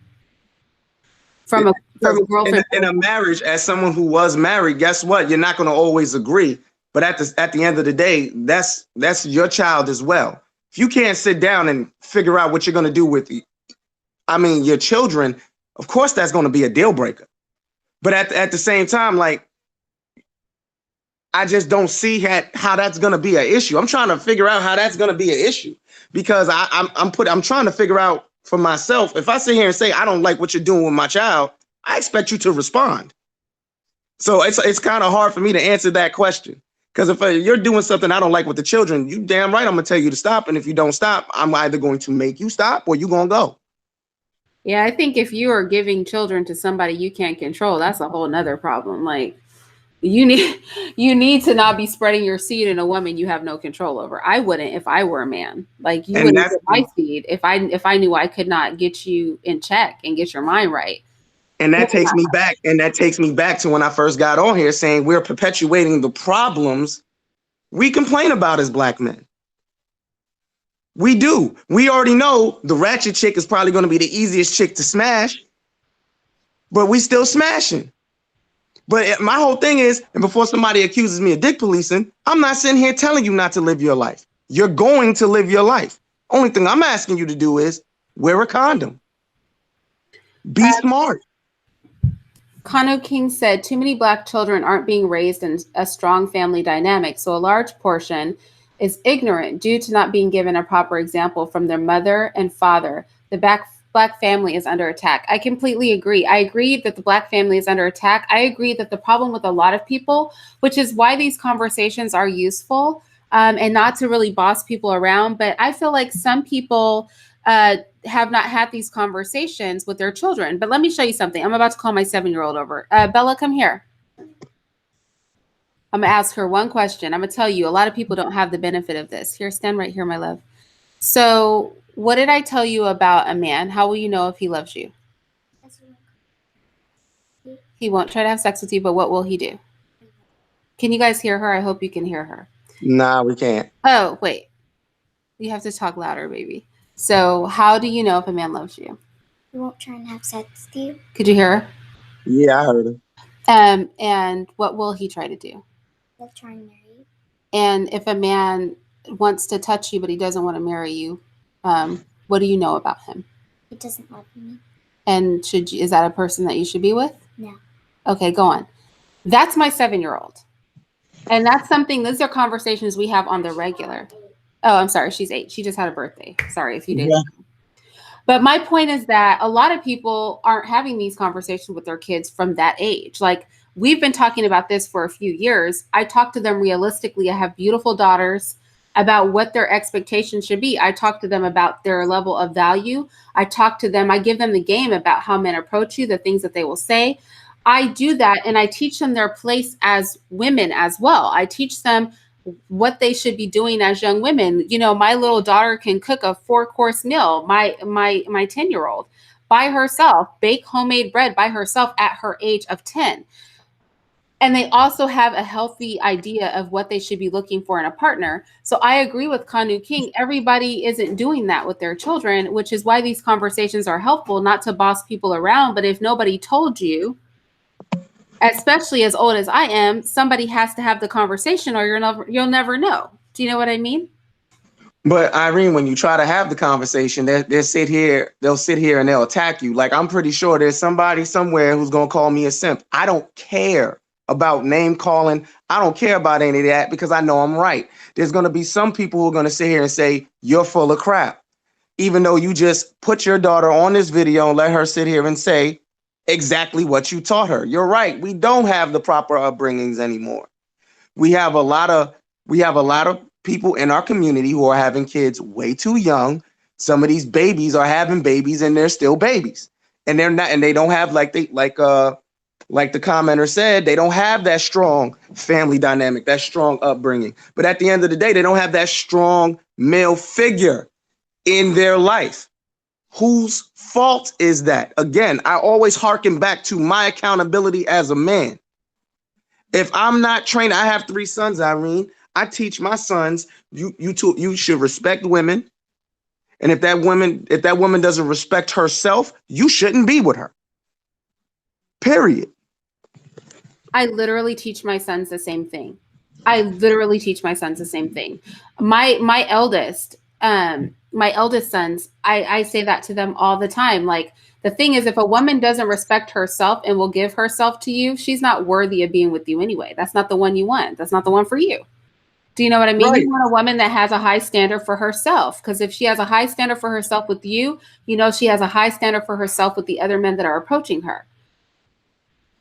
I also teach my sons that at the end of the day, you are not a follower, you are a leader. You lead by example. You set a good example. I teach my sons the value of a hard day's work. How many dudes nowadays know that? They expect, I know a lot of dudes to this day who live off their women.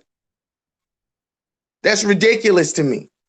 But then well, hold on, Irene, it's y'all fault while the community's jacked up. Y'all did it. It's because of food stamps and welfare. It's your fault. You did it. It's because we have a whole bunch of dudes we have a whole bunch of boys who need to learn how to be men, period. And until we course correct that, the community cannot move forward. I am not about to sit here and wait for you as a woman to pave the way for me. I'm supposed to be paving the way. Period. We cannot sit here and complain about the things we perpetuate. I cannot sit here and control another person's actions. But see, this is the thing that kills me. And this is a question I asked on a panel before. Who's a bigger detriment to the community? A dysfunctional man or a dysfunctional woman? What do you think, Irene?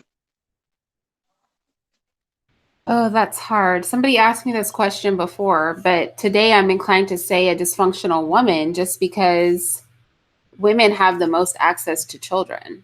The men are often not there. But then I don't know, because then I want to flip it and say a dysfunctional man, because even if the woman is dysfunctional, if the man is functioning, he can help steer that woman. Do you know what I mean? And put her in check and have some influence on what's going on with those little ones. So it's hard for me to say. Like, I don't know. I'm very torn. This is why now, can both be dysfunctional? Of course. This is why it's a dysfunctional man. And I'll take it from the aspect of where you just took it. Children. Yes, women have access to children, but without me, you can't create children. And you can only create one child. I can create as many children as I want. I can impregnate as many women as I can get my hands on if I so choose. So if I'm dysfunctional, I can quite literally destroy a community, destroy a neighborhood, destroy a country, destroy this world if I really want. And I'm not just talking about black men, I'm just talking about men in general. So that's why I feel like now, just to take it back to black people, this is why as black men, we need to change our behavior. I believe, Irene, if black men actually vetted the women they were with, if black men actually practice safer sex habits, this epidemic of single motherhood and child support that they complain about will be cut way less. It will be cut in less than half. That's just my opinion. I really feel that way. You know why? Because I didn't have children until I was ready to get married. Hey, that's a strange thing. And mind you, I was in these streets running, had many different women at the same time. Did not matter though. You know why? Because I had condoms. It was just the strangest thing. I couldn't get anybody pregnant. So I didn't have to worry about things like child support. I didn't have to worry about things like custody hearings. I didn't have to worry about things like the angry black woman that like a lot of these dudes like to sit here and say they are. I didn't have to worry about any of those things because I protected myself. And that's just not protection for me. That's protection for you. Because now we're not sitting here passing these sexually transmitted diseases through our community. We don't have the epidemic of unwanted children in our community. Maybe the talking point of, oh, black women just want to have these kids to live off the government could go away. I mean, I'm just tired of hearing the same old arguments from a lot of these men when at the end of the day, it's our behavior that's causing it. And it's easy to fix. But I got to get down here. I got to cook for these boys. Thank you, Irene, for letting me come on here and get that off my chest. Because I'm telling you, he was all the way pissing me off. If I could have reached through my phone just to shake the shit out of him and ask him, what the hell are you talking about? I probably would have. Oh my goodness. Well, thank you for coming up. And I just want to say, like, at the end of the day, it's really important that we hear where everybody is coming from. I don't know how many of you got to hear my build with Simon from the beginning, but we were able to like flesh out a lot of things. And I think we have to have more of these conversations in our community where we're willing to respectfully hear and have a dialogue what other people are saying, because until we have a clear indication of like where other people are coming from, then we can't we can't move forward. Do you know what I mean? Like with the divisions, I can't, like me personally, I can't with the divisions that we have amongst us. You guys know, like I'm cool with like a lot of stuff other than homosexuality. Like I'm with it because I feel like we can find a common ground, or we can at least pinpoint where our differences are and then find a common ground and like build from that common place. And I feel like, especially here on YouTube, the rhetoric is very divisive. And I'm just not with the divisions, because I feel like you can't really want what's best for our people if you're trying to cut people out and draw lines in the sand. I think that the two things don't go together. It's got to be one or the other. Like you're down with the cause and we're going to work together, or you're not down with the cause and we're not going to work together. And you can't perpetuate both things. So that's why I like to have like these different voices in the same space. I think that that's super important. And with that said, you guys know that I'm going to be in and out, and I'm going to be spending a lot of time with you guys over the next few days because I have some time on my hands and I don't celebrate Christmas. And with that said, I also need to deep condition my hair, y'all, because your hair look fine. Yeah, well, it's gone totally straight because I had to blow it out. And now that my man's not here, I can spend a good 4 hours under the hair dryer. He can't stand the sound of the dryer. So I've been doing everything to condition my hair. I still haven't gotten like a routine down since we've been living together. I haven't got like, it's been a long time, y'all, since I've lived with a man. So when we decided to like move forward, it was like a lot of prep for me. And I'm still adjusting. I'm still adjusting to like, I'm used to washing my hair every 2 to 3 days. And like, it's very hard. So yeah, does it take long, Vonda? Yeah. So while he's out of town, like I'm going to do that, but then I'm going to do my hair, and then I'm gonna come back. I'm gonna chill with you guys a little bit more. I'm going to be addressing white women teaching Black students from the perspective of them having the lowest self-esteem of all people, other than gays and transsexuals. So I think that should be an interesting discussion. And I'll probably have some more like chill out sessions with you guys where we don't do anything serious. I feel like this week I've been very heavy on the content. Like the content has been very like serious. And I'm looking to like just kind of chill out with you guys for a little bit. But I appreciate, Simon, if you're still in the comment section, I appreciate you coming on, because he was giving me all kinds of super chats trying to speak his point. And so I wanted to have him on to speak to whether, segregation and pulling of resources in the Black community was really something that Black women were just doing for access to Black men. And I feel like I heard his voice, but I think we also reached a place where we could agree that it's just beneficial to the community, and it doesn't have to be a nefarious plot of Black women to have Black men. I'm just speaking for this Black man right here. Yeah. No Black woman has to have a nefarious plot to get me. Sisters all day. Period. Yeah, see, that's helpful too. Some Black men just that doesn't even make any sense when the overwhelming majority of every race dates and marries within their race. That makes no sense. So his point, that's what do you understand where I'm coming? All right, I have a low tolerance for stupid shit. That's just dumb what he said. Come on, Irene.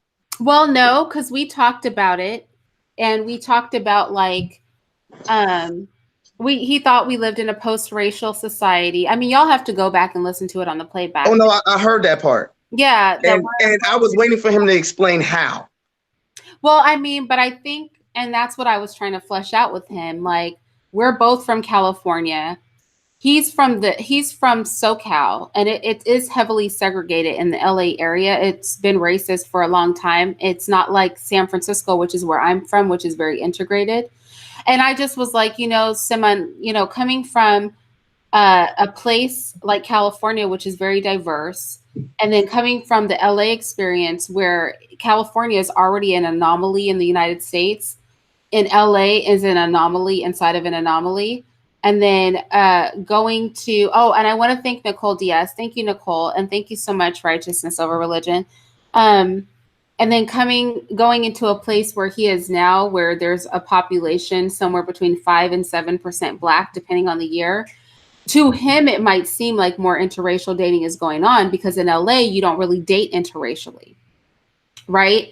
And then going to a place where you almost have to date interracially, it could seem like there's an uptick in it because there's no Black people there. Everybody's like 95% of the population is non-Black. So again, like a lot of times it's our lens, right? Or the other day when I had Cynthia G on, and I had Black Male Talk on, and Joe was very fixated on us attacking the sexual abuse issues in the Black community. He was all over it. He's like, no. And I was talking about NAMBLA and the political move to have access to our children. And he wanted to talk about the sexual abuse in the Black community. And Cynthia G wasn't really feeling the moving of the goalposts, right? So anyway, she left the show. Angel Ramirez, Jordan came on, and as him and Joe from Black Male Talk, which you guys check out his channel, both their channels, all three of their channels, it came out that a Black woman had molested him during his childhood. So follow what I'm saying with this. He was seeing the topic through his lens. So while we wanted to talk about NAMBLA and white people, he really wanted to talk about the problem in the Black community. And I think a lot of times we fail to see that people are viewing the world through their lens, and we get so caught up in our own rhetoric that we're not really hearing the heart of the other person. And we make a whole lot of assumptions about why people think what they think and the way they move without understanding. And we have to I feel like we have to stop that. Do you know what I mean? Oh, I hear baby. I hear what you're saying. We do. I'm not gonna lie, but that I feel like that comes with age. Sometimes we are stubborn and we're stuck in our ways. But if you're willing to learn and willing to adapt, I come from a place where I'm willing to learn. I'm willing to hear your point of view, but if your point of view makes no sense, I'm gonna call you out on it. You know what I mean? Like, I'm just gonna call you on your bullshit. Like, if it makes absolutely no sense, you deserve to be called on it. But you are correct when you sit here and say people do see the world from their lens. That's what every person does. But if you're not willing to learn, do a little research, but you're continuing to preach the same rhetoric and the same talking points vis-a-vis Obsidian, there's no point in talking to that person. I don't understand how he has a follower. I don't understand it. Like, he makes no sense to me at all. Audio, yeah, they date interracially in LA now, but LA's not always been like that. LA is like the most segregated county in all of California. So if you're not from California, you may not know that, but LA is like, it has always been the most racially non-progressive county in all of California. So yeah, like it's definitely different, a lot different now, but it always hasn't been that way. And so that's what we were talking about. Like he grew up there. And so we were talking about just from that perspective. Well, Everything New York is kind of the same way, Irene. New York is kind of the same way. You got your 5 boroughs, but it seems like most of the white people are going to be in like Manhattan. You're going to have all your Spanish, Jamaican, black people. They're going to be in like Brooklyn and Queens and the Bronx. You see what I'm saying? So it's the same thing. It's almost the same thing. California and New York almost mirror each other because you have your little Italy, you have your little Koreatown, you have your little Chinatown. You see what I'm saying? Then you have your section for the gays. So I hear what you're saying. Like it's the same thing on the East Coast. Yeah, it is kind of that way in Northern California, Joe, like kind of, but the difference is it depends like where you are in Northern California, right? So if you're like in Northern California and you're like in the Valley, it's very segregated in the Valley. I'm from San Francisco. It's more classist than anything because it's heavily integrated. But so I would say Northern California, it's more about if you have money or you don't, right? So nobody cares about anything. They just care if you're broke or not, or if, and that's pretty much Northern California. Like Southern California, it's a more superficial place as far as like what you look like, who you know, stuff like that. And it's historically just been like a more racist place. But you know, it is what it is. Obsidian, I've been working really hard not to speak on Obsidian. Yeah, so that's all I'm gonna say. Like I don't deal with him, but not because of anything he does in his show, because I think like he makes his money how he makes his money. And I did go on his show. He invited me on, and that was cool. I think I'm gonna post the full audio because I think he posted part of the audio. I was on there for maybe like 3 or 4 hours, and at first, like early on, he goes, "This is too easy," as in like we weren't fighting. He and I and me and the people on his show were not fighting with each other. And I guess he wanted to manufacture a fight, which he tried to do later on, which just really turned out to be one of his lackeys, like being very emotional. But that's not why I don't deal with him. I don't deal with him because when he tried to step to me in my personal space to kind of mimic what he does on his public platform in my personal space, I just wasn't really feeling it. And so, like, I don't really care to speak on him that much. And I typically won't do panels and stuff if he's on it because I just don't have time for that. I feel like however you want to move, I feel like there's a phenomenon of like men who are old and lonely. And I'm not saying this specifically for Obsidian, but I find that here on YouTube, there are a group of 40 plus men, 40, 50-year-old men, late 50s-year-old men who don't have a life. They're not living any type of a happy life. And they're trying to tell other men, here, I'm old and lonely. This is freedom. Why don't you be lonely too? And misery really loves company. So I just advise men to like be very careful when some old dude who's no longer in his prime is telling you want to be him one day. Irene, that dude is nothing more. You won't speak on him, I will. That dude, because I've heard him speak several times. I just want to clarify. My statement was they're not specifically geared toward Obsidian. It was like there's a group of older men who are lonely, and a lot of them are broke, and they're like pitching to other younger men like they know something about life.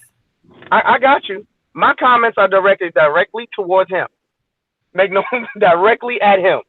He is nothing more than an opportunist. He was on Nyla's platform, said, I'm not a leader. I'm here. So why are you doing this then? I'm here to be a counterbalance to black women. What man says that? I don't know, but we can't Wait, we can't beat him up on my channel though. Well, I'll just say this: like, I don't rock with his rhetoric. I tried to be cool with him. You know, y'all, I could be cool with anybody. I really can. Right. But like, I just didn't like him coming into my personal space. Like, I just felt like, don't use my personal contact information to do anything with me other than business. So when you contact me and insert yourself in my business and I didn't invite you, if you cannot respect how I want to be treated, then we can't interact. And so, but we're not going to beat him up on my channel, y'all. I'll be nice. So, But I actually got to run to the store. Let me get off this phone if I get my ass pulled over. Yeah, let me get off this phone if I get myself caught up. Okay. I don't want to get another hashtag. Well, thank you, Irene, for letting me come on. Peace to the chat. We just need to get it together, y'all. I know we can do it. Love to my black people. Later. Yeah, for sure. You guys, I'm going to go wash my hair, make some pasta, and then I'm going to check you guys out a little bit later tonight. I don't know what we'll talk about, but you know, I just want to chill and I want to have a good time with you guys. So I hope that these lives, like I said, I'm eating candy, y'all. I'm like chewing on a gummy and I'm talking to you. I know that these lives have been somewhat intense. Is somebody literally calling me? Am I going crazy? Somebody is always calling me. Anyway, so I know that these lives are my content has been heavy this week. So I'm trying to keep it light, y'all. So I will talk to you guys later.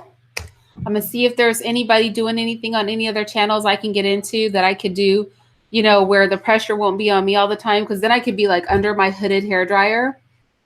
And I could be like enjoying you guys too, like on other people's platforms. So, yeah. Oh, you were separating it as you talked? Oh, really? That's what I'm trying to do. I'm trying to be on somebody else's panel so that I could be under the dryer and just click the dryer off and then talk and then click it back on and all that. Anyway, thank you so much, y'all. I will talk to you a little bit later. Bye-bye.